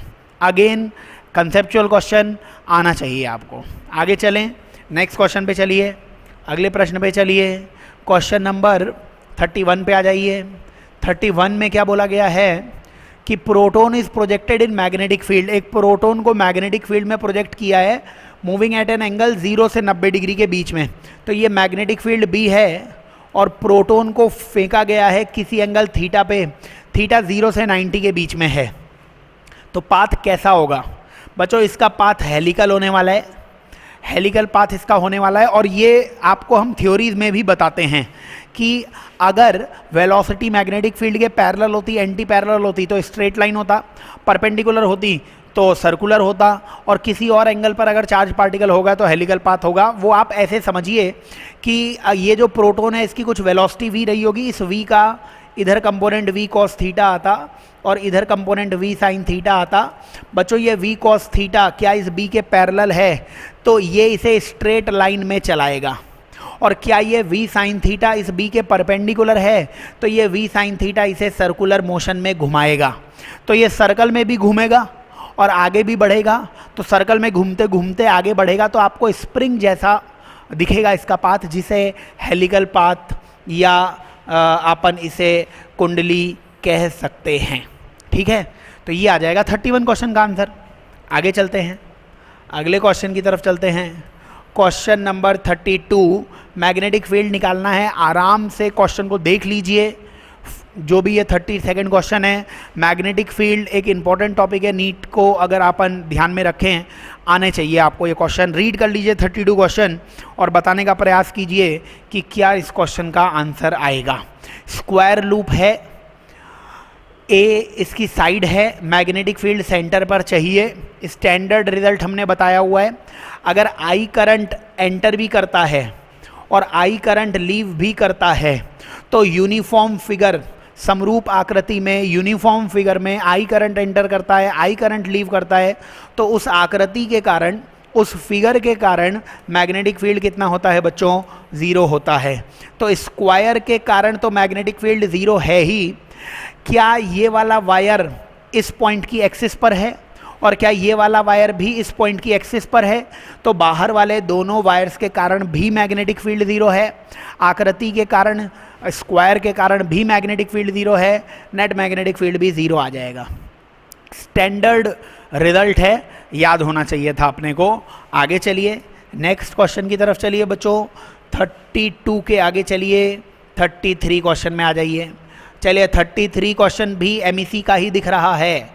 क्वेश्चन आराम से रीड कर लीजिए। बताइए 33 क्वेश्चन में क्या बोला हुआ है। आपको B का ग्राफ बनाना है, किसके लिए, long straight wire of cross section radius R carrying steady current I। बच्चों एक आपको वायर दिया हुआ है, एक वायर दिया हुआ है और इस वायर की रेडियस कितनी दी गई है, R। अब वायर की रेडियस R, मोटा तार अगर दिया गया है तो कंफ्यूज मत हो जाना, आपको इसमें करंट अंदर भी मानना पड़ेगा और सरफेस पर भी मानना पड़ेगा। अगर कोई ये बोले कि सर ऐसा लिखा नहीं हुआ है, आप केवल सरफेस पे करंट मानो, बच्चों मोटे तार में अगर केवल सरफेस पे करंट होता तो वो AC करंट होता, लेकिन MEC में AC करंट का तो कुछ इस्तेमाल है नहीं, मैग्नेटिक फील्ड में AC का तो कोई इस्तेमाल होगा नहीं। सरफेस पे स्किन इफेक्ट शो करता है AC करंट। तो अगर पतला तार होता तब तो मैं मानता कि उसके अंदर है ही नहीं, मतलब पतला तार है, थिन वायर है, तो उसके अंदर कुछ नहीं मानेंगे अपन। लेकिन ये क्योंकि सॉलिड वायर दिया हुआ है, मोटा तार दिया हुआ है, इसके अंदर हो ना हो करंट मानना पड़ेगा आपको, तभी मोटा तार दिया है। अगर तुम सरफेस पे मानोगे मतलब तुमने AC करंट मान लिया, और AC करंट के लिए तो MEC या मैग्नेटिक इफेक्ट वो आपको बताया नहीं गया है, तो इसका मतलब करंट इसमें अंदर माना जाएगा। ठीक है, और अगर करंट अंदर माना जाएगा तो अंदर वाले पॉइंट का मैग्नेटिक फील्ड होता था μ0I/2πr², यानी अंदर वाले पॉइंट पे मैग्नेटिक फील्ड R के प्रोपोर्शनल होता था और बाहर वाले पॉइंट पे μ0I/2πr होता था, मतलब बाहर वाले पॉइंट पे R के इन्वर्सली प्रोपोर्शनल हो जाता था। और याद रखना बच्चों कि सॉलिड कोई भी स्ट्रक्चर हो, जैसे अर्थ का ग्रेविटेशनल फील्ड हो, है ना, या कोई आपके पास सॉलिड नॉन कंडक्टिंग स्फीयर हो, या मैग्नेटिक फील्ड हो, सॉलिड के लिए हमेशा सेम ही आंसर आता है और ये थर्ड ग्राफ ही आएगा। चाहे सॉलिड स्फीयर हो, चाहे ग्रेविटेशनल फील्ड गुरुत्वीय क्षेत्र की बात करो, चाहे विद्युत क्षेत्र इलेक्ट्रिक फील्ड की बात करो, चाहे मैग्नेटिक फील्ड या फिर चुंबकीय क्षेत्र की बात करो, सॉलिड के कारण यही फील्ड आता था, पता होना चाहिए। 33 का आंसर अपने लिए हो जाएगा 3 बच्चों। ठीक है, आगे चलिए नेक्स्ट क्वेश्चन की तरफ चलते हैं अपन। नेक्स्ट क्वेश्चन 34 पे आ जाइए। चलिए 34 क्वेश्चन आपको दिख रहा होगा। 34 में बोला है shape of magnetic field lines for straight infinite circular current carrying straight infinite current carrying wire. तो एक करंट कैरिंग वायर दिया हुआ है आपको, स्ट्रेट करंट कैरिंग वायर। इसके कारण मैग्नेटिक लाइंस ऑफ फोर्सेस कैसी होती थी? सर्कुलर होती थी, कॉन्सेंट्रिक सर्कुलर होती थी। ये ऐसे अपन बनाते भी थे रूल कि करंट ऊपर जा रहा है तो थंब ऊपर और उंगलियों को ऐसे घुमाना पड़ेगा। तो कैसी होती थी magnetic lines of forces? Circular. 34 का 2 आंसर आ जाएगा। अगेन स्टैंडर्ड रिजल्ट याद होना चाहिए। आगे चलिए नेक्स्ट क्वेश्चन की तरफ चलिए। 35 क्वेश्चन आ गया बच्चों। सेक्शन ए का आखिरी सवाल। सेक्शन ए वो पार्ट है जो कंपलसरी है, जिसके सारे क्वेश्चन तुम्हें करने ही करने हैं। मैग्नेटिक डायपोल मोमेंट निकालना है ना, मतलब कैपिटल एम निकालना है। कैपिटल एम की वैल्यू बच्चों आई इंटू ए हो जाएगी। अगर करंट कैरिंग लूप दिख रहा है तो आई इंटू ए हो जाएगी। बताइए मेरे को, ये जो ऊपर वाला लूप दिख रहा है इसमें करंट ऐसे जा रहा है बच्चों।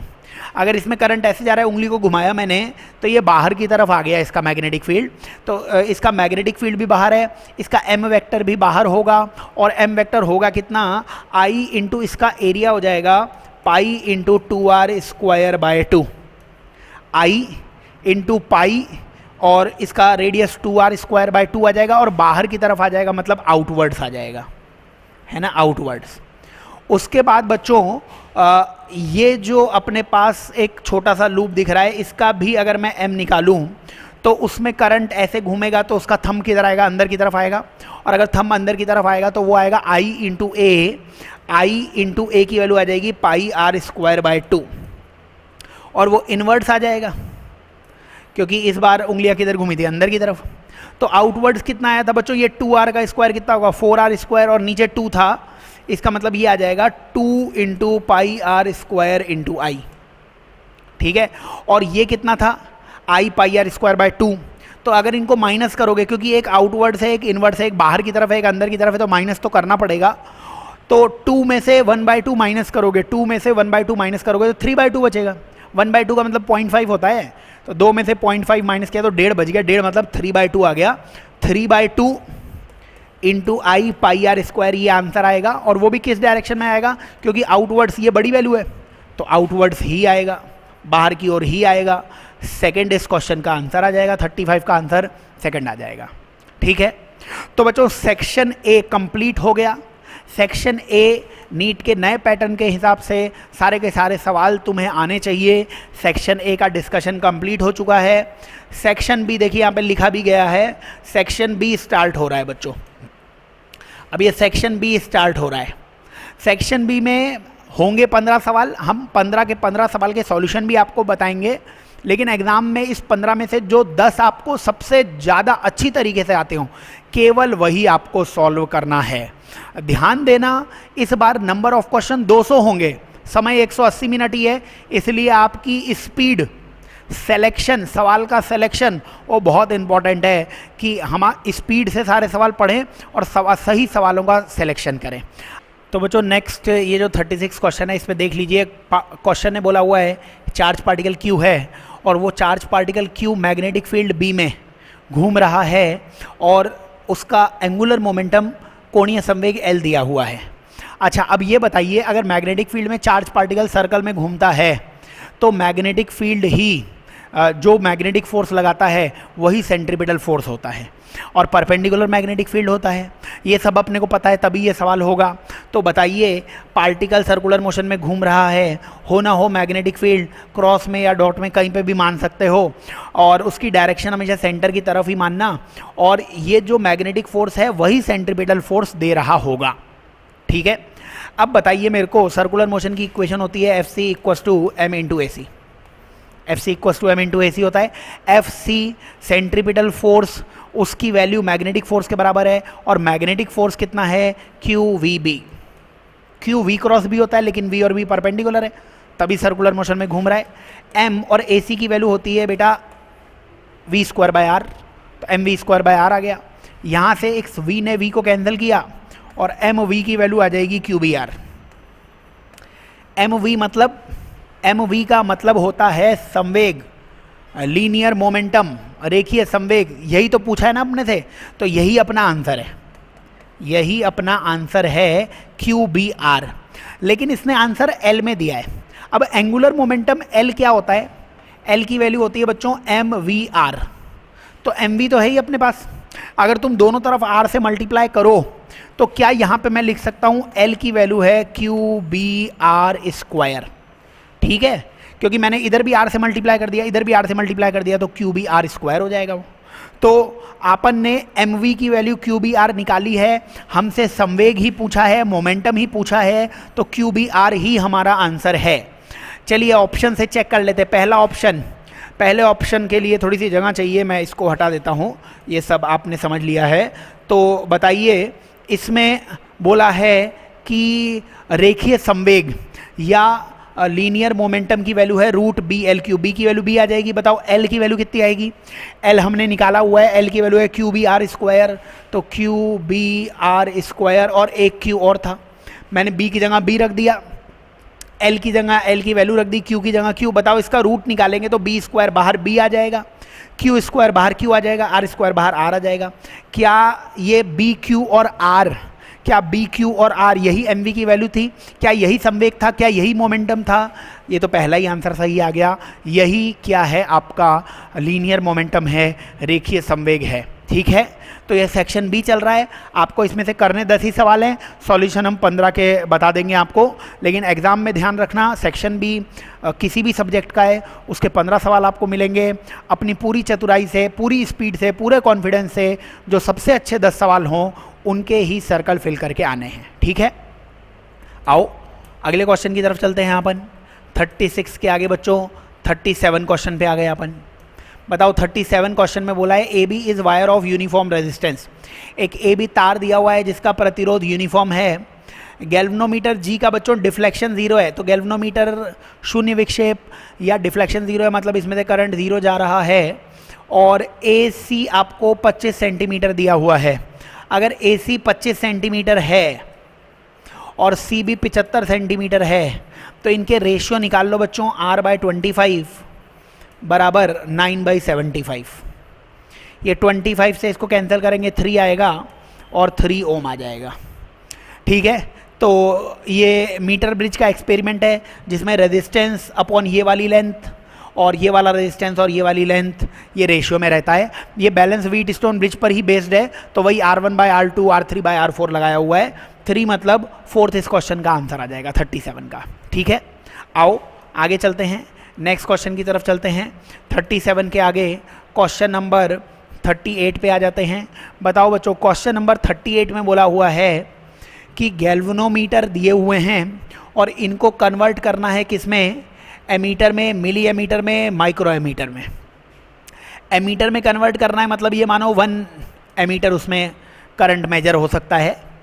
मिली मीटर में करना है, इसका मतलब मिली एमीटर में करना है, मतलब उसमें करंट 10⁻³ एम्पियर, केवल मिली एम्पियर में ही करंट का मेजर होना चाहिए। माइक्रो मतलब 10⁻6 एम्पियर का करंट मेजर करना चाहिए। अब ये बताओ कि ये गैल्वेनोमीटर जो था, गैल्वेनोमीटर में शंटिंग करते थे अपन, शंटिंग करते थे तो पैरेलल में अपन लगाते थे रेजिस्टेंस, और पैरेलल का आंसर शंट रेजिस्टेंस से भी छोटा आता था।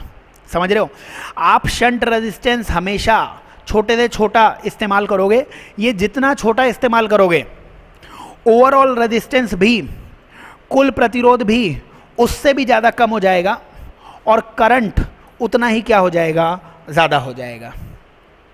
तो कुल मिला के बात इतनी सी है कि शंट रेजिस्टेंस जितना कम होगा करंट उतना ही क्या होगा बच्चों, ज़्यादा होगा।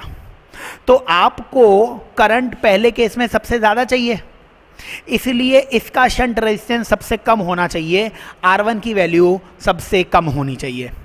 ठीक है, करंट आपको जितना ज़्यादा चाहिए रेजिस्टेंस उतना कम होना चाहिए। अब यहाँ पे करंट आपने थोड़ा कम कर दिया और यहाँ पे करंट सबसे कम कर दिया 10⁻⁻�6। करंट जब सबसे कम होगा तो शंट रेजिस्टेंस सबसे ज़्यादा होगा, R3 की वैल्यू सबसे ज़्यादा, R1 की वैल्यू सबसे कम।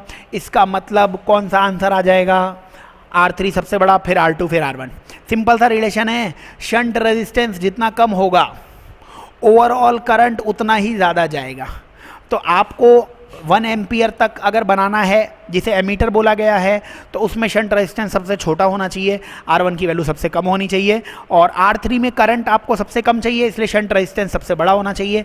बस यही कंसेप्ट से इसका आंसर आ जाएगा 38 का। ठीक है, चलो आगे चलते हैं, नेक्स्ट क्वेश्चन की तरफ चलते हैं। 38 के आगे 39 क्वेश्चन पे आ जाते हैं। बताओ 39 क्वेश्चन पढ़ लो बच्चों। एक अल्फा पार्टिकल है, वो कांस्टेंट वेलोसिटी से एक स्पेस से निकलता है जहाँ पर ई भी है और बी भी है। इसकी डायरेक्शन चेंज नहीं करनी है, तो कहाँ कहाँ ये पॉसिबल है? क्वेश्चन क्या बोला हुआ है? चार्ज पार्टिकल है, अल्फा मतलब पॉजिटिव चार्ज पार्टिकल है, और उसको हमने वेलोसिटी दे दी, वेग दे दिया, और उसकी वेलोसिटी या वेग वो सीधे निकलना चाह रहा है। अगर वेलोसिटी और वेग से वो सीधे निकलना चाह रहा है तो आपको बताना है कि किस ऑप्शन में ऐसा हो सकता है। पहला ऑप्शन बोला E 0 है और B 0 नहीं है, मतलब क्या ऐसा हो सकता है कि यहाँ पे B हो फिर भी पार्टिकल सीधा निकल जाए? बिल्कुल हो सकता है। अगर मानिए B वेलोसिटी के पैरेलल होता, अगर मैग्नेटिक फील्ड वेलोसिटी के पैरेलल होता बच्चों, तो फिर मैग्नेटिक फोर्स कितना हो जाता? 0 हो जाता, और मैग्नेटिक फोर्स अगर 0 हो जाता तो पार्टिकल सीधे ही निकल जाता, और यही तो हम चाहते हैं, पार्टिकल सीधे निकले। इसका मतलब फर्स्ट इसका ऑप्शन है। सिंगल चॉइस सही होते हैं तो फर्स्ट इसका ऑप्शन हो सकता था, लेकिन ऑल ऑफ दीज भी दिख रहा है, इसीलिए मैं सेकंड ऑप्शन चेक कर लेता हूँ। बच्चों E भी 0 है और B भी 0 है। अगर E भी 0 है, B भी 0 है, तो ना तो मैग्नेटिक फोर्स होगा ना तो इलेक्ट्रिक फोर्स होगा, तब तो पार्टिकल सीधे निकलेगा ही। तुमने वेलोसिटी दे दी पार्टिकल को, और ना मैग्नेटिक फोर्स लग रहा है, क्योंकि इलेक्ट्रिक फील्ड 0 है तो QE 0, B 0 है तो QV B भी 0, ना इलेक्ट्रिक फोर्स है ना मैग्नेटिक फोर्स है, तो चार्ज पार्टिकल सीधे निकल जाएगा। मतलब यहाँ पे भी इसकी डायरेक्शन चेंज नहीं होगी, मतलब दूसरा ऑप्शन भी सही है। पहला भी सही, दूसरा भी सही, इसका मतलब ऑल ऑफ दीज आंसर आएगा। तो 39 क्वेश्चन का आंसर 4th आएगा। 39 क्वेश्चन का आंसर 4th आएगा। इसका जो थर्ड ऑप्शन है वो नीट में आया हुआ एक सवाल भी है, वो प्लीज़ आप याद कर लेना। अगर E और B दोनों होते हैं लेकिन तब भी पार्टिकल स्ट्रेट लाइन में जा रहा है, तो बच्चों आपको पता होना चाहिए कि V, E और B तीनों परपेंडिकुलर होंगे। ये कंडीशन मैं याद करवाना चाहता हूँ आपको। अगर कोई आपसे पूछ ले E भी 0 नहीं है, B भी 0 नहीं है, और पार्टिकल अनडेविएटेड, पार्टिकल बिना विचलन के गति कर रहा है, स्ट्रेट लाइन में ट्रेवल कर रहा है, ऐसा तभी हो सकता है जब V, E और B तीनों एक दूसरे के क्या होंगे? परपेंडिकुलर होंगे, और E की वैल्यू V, B के बराबर होगी मैग्नीट्यूड में या परिमाण में। तो ये कंडीशन याद कर लेना। बाकी 39 का आंसर 4th है बच्चों। आगे चलते हैं, नेक्स्ट क्वेश्चन की तरफ चलते हैं। 39 40 पे आ जाओ, आराम से मैं करा देता हूँ। आप 40 क्वेश्चन खुद से पहले पढ़ लो और बताओ इसका क्या आंसर आना चाहिए। 40 नंबर का क्वेश्चन बताइए, पढ़ते हैं। अपन क्वेश्चन ने बोला हुआ है thin magnetic needle is bend to form a semi circle, the ratio of dipole moment before bending to after bending. ठीक है, एक थिन मैग्नेटिक नीडल थी और उसको सेमी सर्कल में बेंड कर दिया, तो अपने को मैग्नेटिक डायपोल मोमेंट का रेशियो चाहिए। अब बताओ, पहले ये एक सरल रेखा थी, एक स्ट्रेट लाइन थी, नीडल या सुई स्ट्रेट लाइन थी, मान लो इसकी लेंथ L थी, है ना। तो इसका जो मैग्नेटिक मोमेंट हुआ होगा वो इसका मैग्नेटिक मोमेंट कितना हुआ होगा? एक तरफ साउथ पोल, एक तरफ नॉर्थ पोल।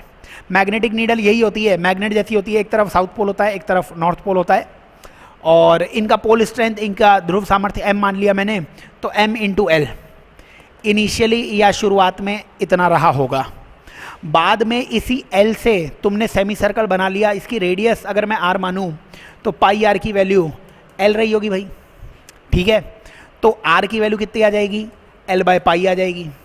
अभी भी साउथ पोल एक तरफ, नॉर्थ पोल एक तरफ रहा होगा बच्चों, और इनके बीच की दूरी क्या 2r दिख रही है आपको, और अगर इनके बीच की दूरी 2r है तो अब m फाइनल वो कितना आ जाएगा, m इंटू इनके बीच की दूरी 2r है, m इंटू 2 और r की जगह लिखना पड़ेगा l बाय पाई, तो l अपॉन पाई।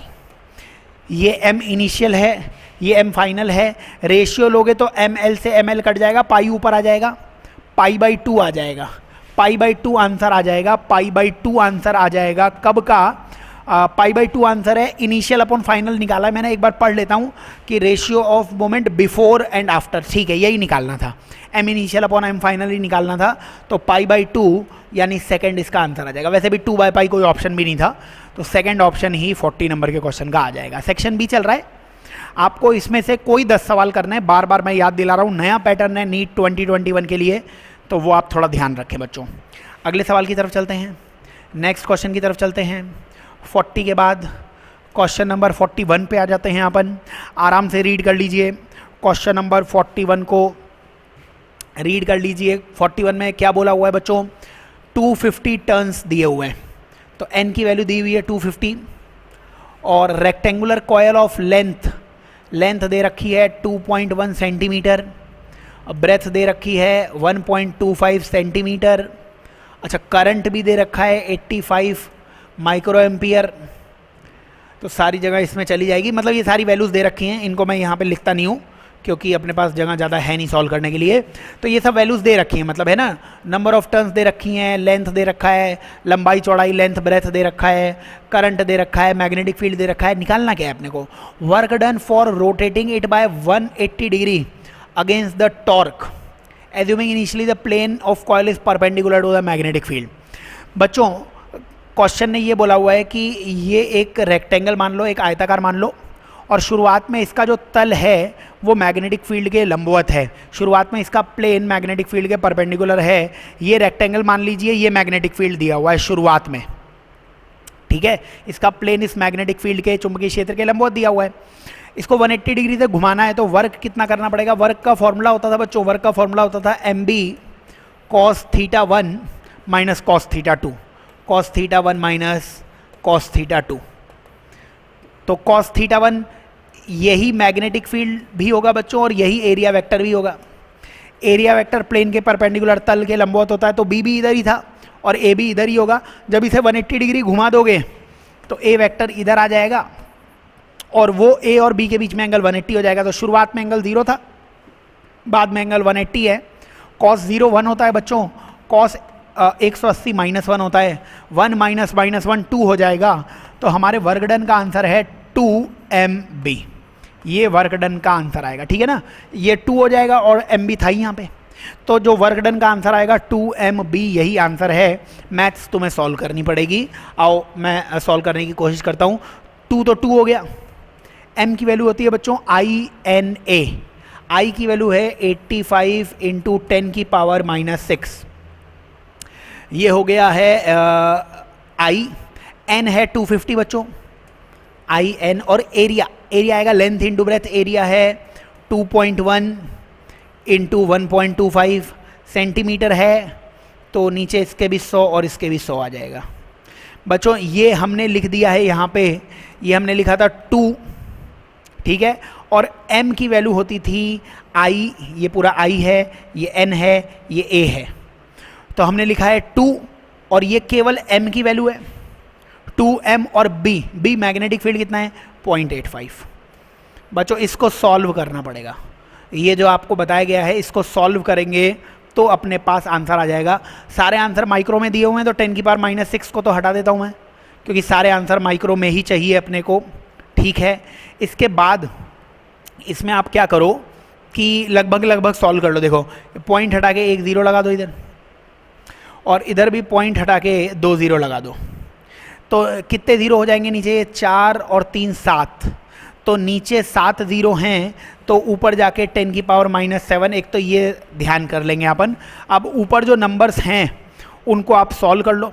देखो ये जो 2 है, अलग अलग कलर ले लेते हैं ताकि कैलकुलेशन हो जाए।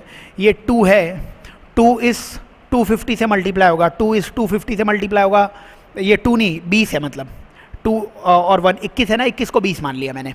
तो बताओ 2 जब 250 से मल्टीप्लाई होगा तो 500, और 20 मल्टीप्लाई होगा तो इसको 5000 मान लो, ठीक है। ये 5000 2 से मल्टीप्लाई होगा तो 10,000 आ जाएगा। 10,000 है तो ये नीचे वाले ये 4 0 कैंसिल हो जाएंगे, तो केवल नीचे अब 3 0 ही बाकी रह जाएंगे। वो साइड में मैंने लिख भी दिया है कि ऊपर आने के बाद ये कितना बाकी रह जाएगा, 10 की पावर -3। चलिए, और इसमें क्या बाकी रह गया है अब इसमें बाकी रह गया है 85 और 85 और ये कितना, मतलब ये 85 है, ये 85.85 है और ये 125 बाकी रह गया है। तो आपको कुल मिला के 85 × 85 वो डायरेक्टली आपको पता होगा शॉर्ट ट्रिक, 85 × 85 कितना हो जाएगा, 7225। 7225। 85 का स्क्वायर कैसे निकालते थे, 5 का स्क्वायर 25 होता है और 8 के आगे नंबर 9 आता है, 8 9 जा 72, तो 7225 हो गया है ना। और क्योंकि 0.85 था इसलिए 72.25, और इसको मल्टीप्लाई करना पड़ेगा तुम्हें किससे, 125 से। इसको मल्टीप्लाई करना पड़ेगा तुम्हें 125 से, और 125 से मल्टीप्लाई करोगे 10 की पावर -3, 10 की पावर -3 और बाकी है वो अपने को समझ में आना चाहिए।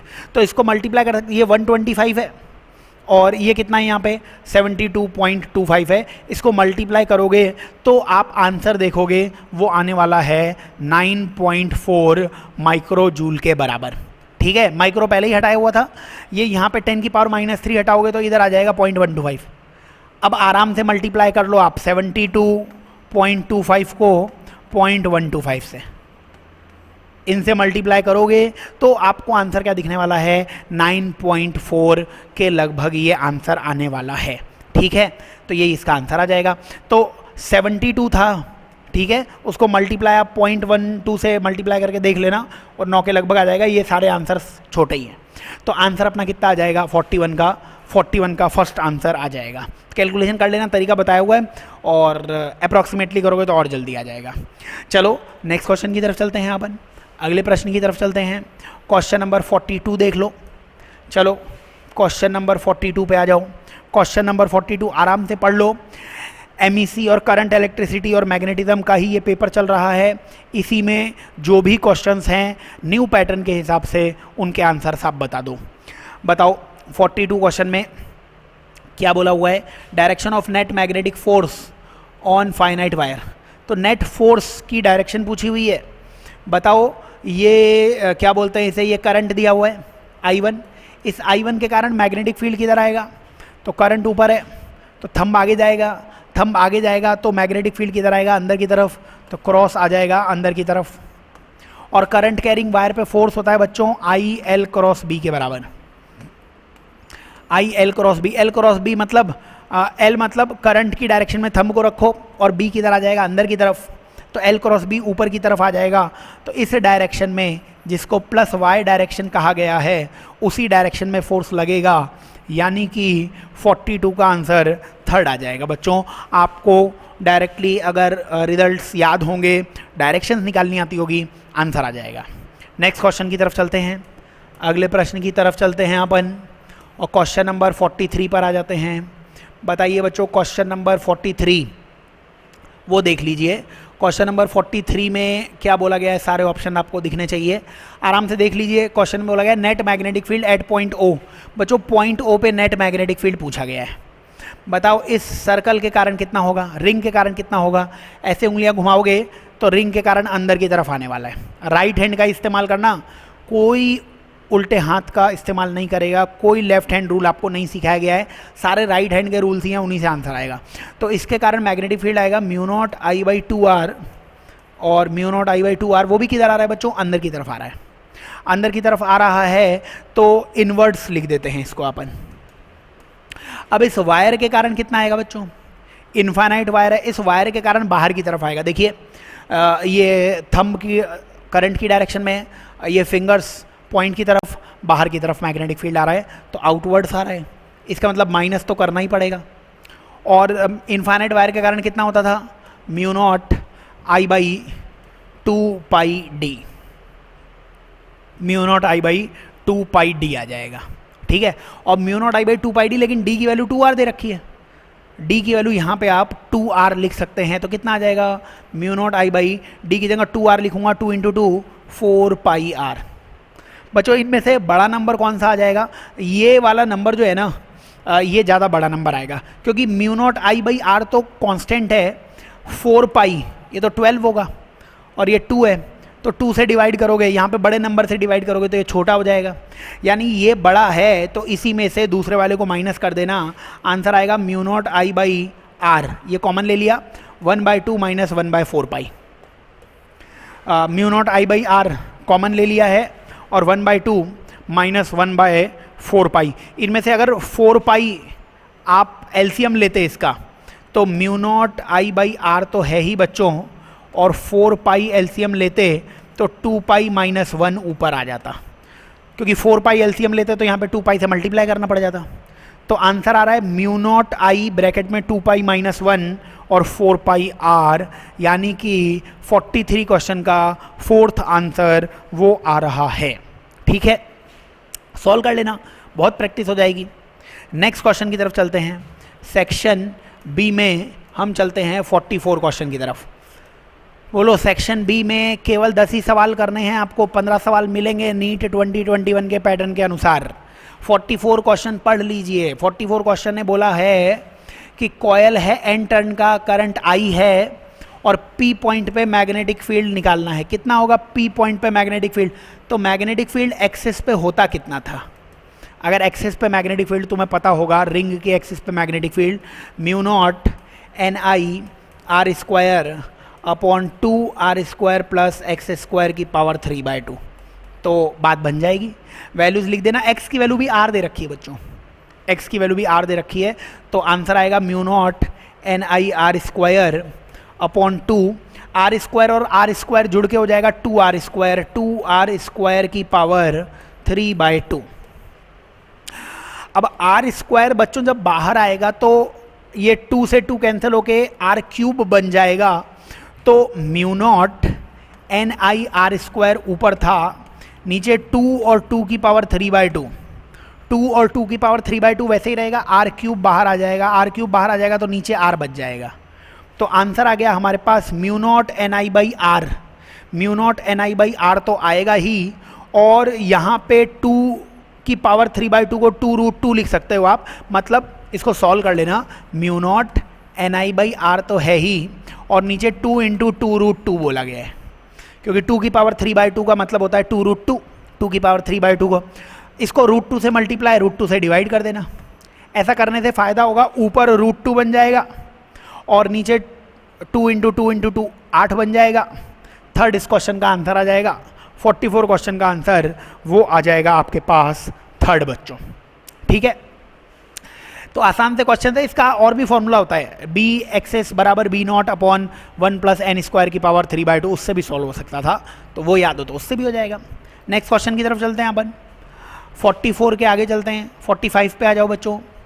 बताओ 45 क्वेश्चन आराम से पढ़ लो। सेल एक शब्द दिखा, मतलब करंट इलेक्ट्रिसिटी का क्वेश्चन आया है। 45 क्वेश्चन आराम से रीड कर लो, और टाइम दे रहा हूँ मैं आपको, बड़ा रिलैक्स होके अपन सॉल्व कर रहे हैं कि आप वीडियो को पॉज कर दें, पॉज नहीं भी करें तो जितनी देर में मैं अभी रीड करूंगा आपको भी खुद से ये क्वेश्चन जरूर सॉल्व करना चाहिए। 45 नंबर का क्वेश्चन सॉल्व कर रहे हैं अपन, तो आप बता दीजिए सॉल्व करके क्या इस क्वेश्चन का आंसर आने वाला है।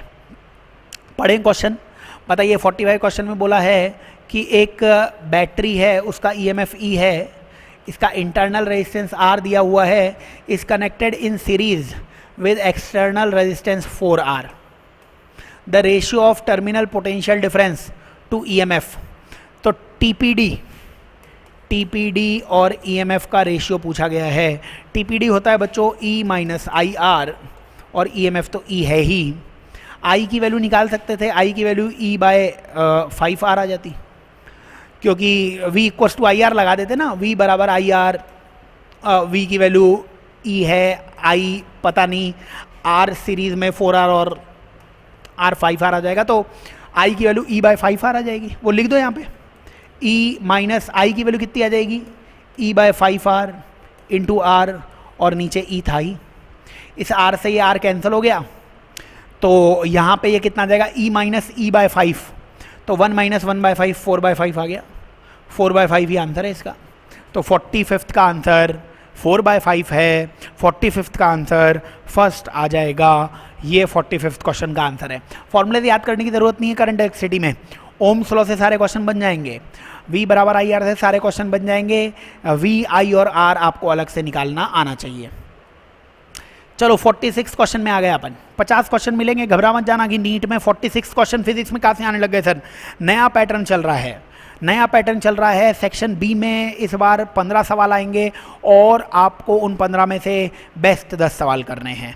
46 क्वेश्चन पे आ जाओ, बताओ 46 क्वेश्चन में नेगेटिव चार्ज पार्टिकल है, वो एंटर कर रहा है मैग्नेटिक फील्ड में I minus J, if velocity of particle is this it will observe circular path.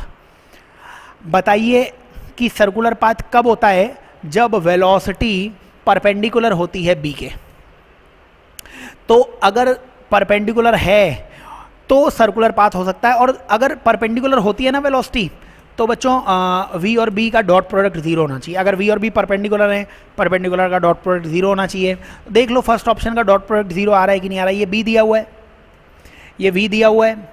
बताओ इनका डॉट प्रोडक्ट करते, i को i से मल्टीप्लाई करते, i और i तो 6 आ जाता, j को j से करते +9 आ जाता। बच्चों 6 + 9 0 नहीं होता, इसलिए ये वेलोसिटी से ये सर्कुलर मोशन नहीं करेगा। 46 का फर्स्ट आंसर तो कंफर्म है, नहीं आने वाला है।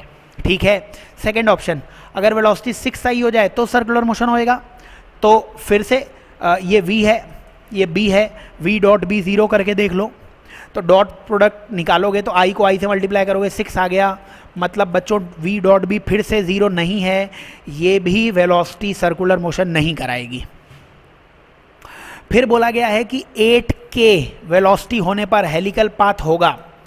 तो देखते हैं अपन, देखो ये वेलोसिटी दे रखी है और b आपको दे रखा है कितना, i माइनस जे। जरा v डॉट b निकालना, देखो k मतलब i को i से, j को j से, k को k से डॉट प्रोडक्ट निकालते थे ना, तो 8k का डॉट प्रोडक्ट निकालोगे तो 0 ही आएगा, यहाँ पे k है ही नहीं। मतलब ये वेलोसिटी का डॉट प्रोडक्ट 0 है। बच्चों ये वाली वेलोसिटी मैग्नेटिक फील्ड के परपेंडिकुलर है, और अगर ये वेलोसिटी परपेंडिकुलर है तो हेलिकल पाथ नहीं सर्कुलर पाथ होना चाहिए था। थर्ड ऑप्शन भी गलत हो गया, हेलिकल नहीं होगा, पाथ कैसा होगा, सर्कुलर होगा। पहले 3 गलत है, चौथा ही सही होगा, सिंगल चॉइस ही आते हैं अपने तो ये ही करेक्ट होने वाला है। और नेक्स्ट दिया भी हुआ है 8k से सर्कुलर पाथ, अभी बताया आपको, डॉट प्रोडक्ट 0, मतलब जिन दो का डॉट प्रोडक्ट 0 मतलब वो दोनों परपेंडिकुलर, और v और b अगर परपेंडिकुलर हैं पाथ सर्कुलर हो जाएगा। फोर्थ इस क्वेश्चन का आंसर हो जाएगा। चलिए 46 के आगे चलते हैं अपन, 46 के आगे 47 क्वेश्चन में आ जाते हैं। तो बच्चों 47 क्वेश्चन में आपसे बोला गया है कि चार्ज Q आपको दिया गया है 2t² - 2t, और आपको एवरेज करंट निकालना है, औसत धारा निकालनी है। एवरेज करंट का फॉर्मूला हो जाएगा बच्चों ΔQ/T। ΔQ का मतलब Q फाइनल 4 सेकंड पे चार्ज माइनस 2 सेकंड पे चार्ज अपॉन 2 सेकंड। ये 2 सेकंड कहाँ से आया, 4 - 2 टाइम इंटरवल, 4 - 2 2 हो गया। Q4 निकाल लो, 4 सेकंड पे कितना चार्ज होगा, तो Q4 मतलब T की जगह अगर तुम 4 रखोगे, 2 × 4 का स्क्वायर माइनस 2 × 4, बताओ ये कितना आ जाएगा, 16 × 32, 32 - 8, ये आ जाएगा शायद 24 आ जाएगा। ठीक है, ऐसे Q2 निकाल लो, 2 सेकंड पे चार्ज कितना आ जाएगा, 2 × 2 का स्क्वायर माइनस 2 × 2, वो कितना आ गया, 4 × 8, 8 - 4 4 आ गया।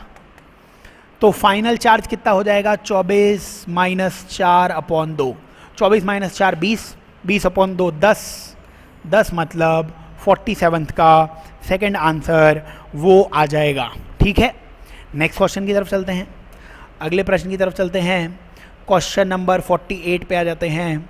बताओ बच्चों, क्वेश्चन नंबर 48 में बोला गया है, फिगर आपको दिया गया है, मीटर ब्रिज दिया गया है आपको, AB की लेंथ 100 सेंटीमीटर दी गई है, X दिया गया है 6 ओम, R दिया गया है 9 ohm. If end the jockey J in position of balance, तो बैलेंस की पोजीशन है मतलब करंट यहाँ पे 0 है। If R is now made 4 ohm, then what will J have to be moved to obtain balance। ठीक है, अब ये बताओ बच्चों, शुरुआत में अपन ये मान लेते हैं कि ये डिस्टेंस L थी और ये 100 - L थी, है ना। तो रेशियो निकालो 6/L बराबर 9/100 माइनस L, 3 से कैंसिल करोगे 2 आएगा, ये 3 आएगा, क्रॉस मल्टीप्लाई करोगे तो 2 को ये कितना आ जाएगा 200 माइनस 2L बराबर 3L, यहाँ से 5L बराबर 200 आएगा, L की वैल्यू 40 आ जाएगी बच्चों। तो शुरुआत में ये कितना था 40 और शुरुआत में ये कितना था 60, ये अपन ने लिख दिया है। शुरुआत में ये 40 था और ये 60 था। अब R की जगह 4 रख दिया, R की जगह 4 रख दिया, मतलब ये तो 6 ही है और ये 4 है। अब वापस से ये नई लेंथ कितनी हो जाएगी वो वापस से निकाल लो। तो वापस से रेशियो 6/L बराबर 4/100 माइनस L लिखते। बताओ 2 से ये 3 आ जाता, ये 2 आ जाता, क्रॉस मल्टीप्लाई करोगे तो कितना आ रहा है यहाँ से 2L बराबर 300 माइनस 3L, और 3L इधर आएगा तो 5L बराबर 300 आ जाएगा और L बराबर 60 आ जाएगा। L 60 आ गया तो पहले जॉकी कहाँ पे थी, पहले जॉकी थी 40 पे और बाद में वो कहाँ पे पहुँच गई 60 पे। तो 40 से 60 पे जाना मतलब 20 सेंटीमीटर शिफ्ट करना पड़ेगा। थर्ड इस क्वेश्चन का आंसर 48 क्वेश्चन का थर्ड आंसर आ जाएगा। आसान सा क्वेश्चन है, मीटर ब्रिज लगाना पड़ेगा आपको, है ना। Metre bridge balance Wheatstone bridge पे होता है, वही रेशियो R1/R2 बराबर R3/R4 लगाओगे तो आंसर आ जाएगा। 48 के आगे चलो, 49th क्वेश्चन में आ जाओ बच्चों। सेक्शन बी चल रहा है, सेक्शन बी चल रहा है। 49th क्वेश्चन पे आ जाओ। 49th क्वेश्चन रीड कर लो और बताओ 49th क्वेश्चन का क्या आंसर आने वाला है। क्या बोला हुआ है, मैग्नेटिक फोर्स निकालना है वायर पे, PQRS दिया हुआ है और ये लेंथ दे रखी है L/2, ये L/4, ये L/4। तो अपने को मैग्नेटिक फोर्स निकालना है। तो मैग्नेटिक फोर्स वो ILB होता था, मैग्नेटिक फोर्स ILB होता था। लेकिन बच्चों यहाँ पे ILB जब भी लगाओ तो कंडीशन होती थी B यूनिफॉर्म होना चाहिए, B यूनिफॉर्म है ना, और L डिस्प्लेसमेंट होना चाहिए। तो L डिस्प्लेसमेंट मतलब ऐसे कनेक्ट करना पड़ेगा, L डिस्प्लेसमेंट हो जाएगा, और L और B परपेंडिकुलर होने चाहिए थे, वो है। तो डिस्प्लेसमेंट निकाल लो, इसके कंपोनेंट कर लो। देखो ये L/4 है, तो L/4 का ये वाला कंपोनेंट आ जाएगा L/4 sin 30, ठीक है, क्योंकि ये L/4 है तो नीचे वाला कंपोनेंट cos 30 और ये sin 30। इसी तरीके से ये वाला कंपोनेंट भी कितना आ जाएगा L/4 sin 30। L/4 sin 30 मतलब ये भी L/8 हो जाएगा, ये भी L/8 हो जाएगा। ये डिस्टेंस तो बच्चों L/2 दे ही रखी थी। बताओ L/8 और L/8 मिलके L/4 हो जाएगा, तो L/2 प्लस L/4 वो आ जाएगा 3L/4। आंसर आ जाएगा आपके पास ILB, IL की वैल्यू 3L/4 इंटू B, तो 3/4 ILB, ये इस क्वेश्चन का आंसर आ जाएगा 3/4 ILB, 3/4 ILB। फोर्थ इस क्वेश्चन का आंसर अपने को दिख रहा है, फोर्थ ऑप्शन अपने को दिख रहा है, फोर्थ ही इस क्वेश्चन का क्या हो जाएगा आंसर आ जाएगा 3/4 ILB। 49th क्वेश्चन का फोर्थ आंसर आ जाएगा। ठीक है, आखिरी क्वेश्चन पे आ जाते हैं, 50 नंबर के क्वेश्चन पे आ जाते हैं बच्चों। 50 नंबर का क्वेश्चन आखिरी क्वेश्चन है, पोटेंशियोमीटर का दिख रहा है। 50 सवाल है, नया पैटर्न का। नीट ने जैसे ही बोला, स्वाभिमान ने न्यू पैटर्न से टेस्ट सीरीज चालू कर दी है और सेक्शन ए में हर सब्जेक्ट के 35 सवाल आएंगे, वो कंपलसरी हैं, वो तुम्हें करने हैं। सेक्शन बी में 15 सवाल हैं, उसमें से बेस्ट 10 जो आपको लगें गलत हो ही नहीं सकते, वो 10 सवाल आप कर सकते हो। इससे फ़ायदा होना चाहिए, स्पीड इंक्रीज़ कीजिए, कोशिश कीजिए कि गलतियाँ कम से कम हो। लास्ट 50 नंबर का क्वेश्चन बताइए, इसको सॉल्व करके क्या इसका आंसर आ रहा है। तो क्वेश्चन में देख लीजिए क्या बोला गया है। क्वेश्चन में बोला गया है कि use to data figure shows potentiometer, जिससे इंटरनल रेजिस्टेंस निकालना है अपने को, और सेल ऑफ EMF 1 वोल्ट। तो EMF 1 वोल्ट का है बच्चों, ये है ना। व्हेन की इज़ ओपन, जब की ओपन है तब बैलेंस लेंथ आई है 70 सेंटीमीटर और की क्लोज है तो आई है 60 सेंटीमीटर। तो इसका तो डायरेक्टली फॉर्मूला होता था 70/60 -1 इंटू 6, ये 0 से 0 कैंसिल हो गया, 7/6 -1 इंटू 6 यानी 1/6 इंटू 6 यानी 1 ओम आ गया। ये आंसर आ गया 1 ओम। डायरेक्टली फॉर्मूला होता था।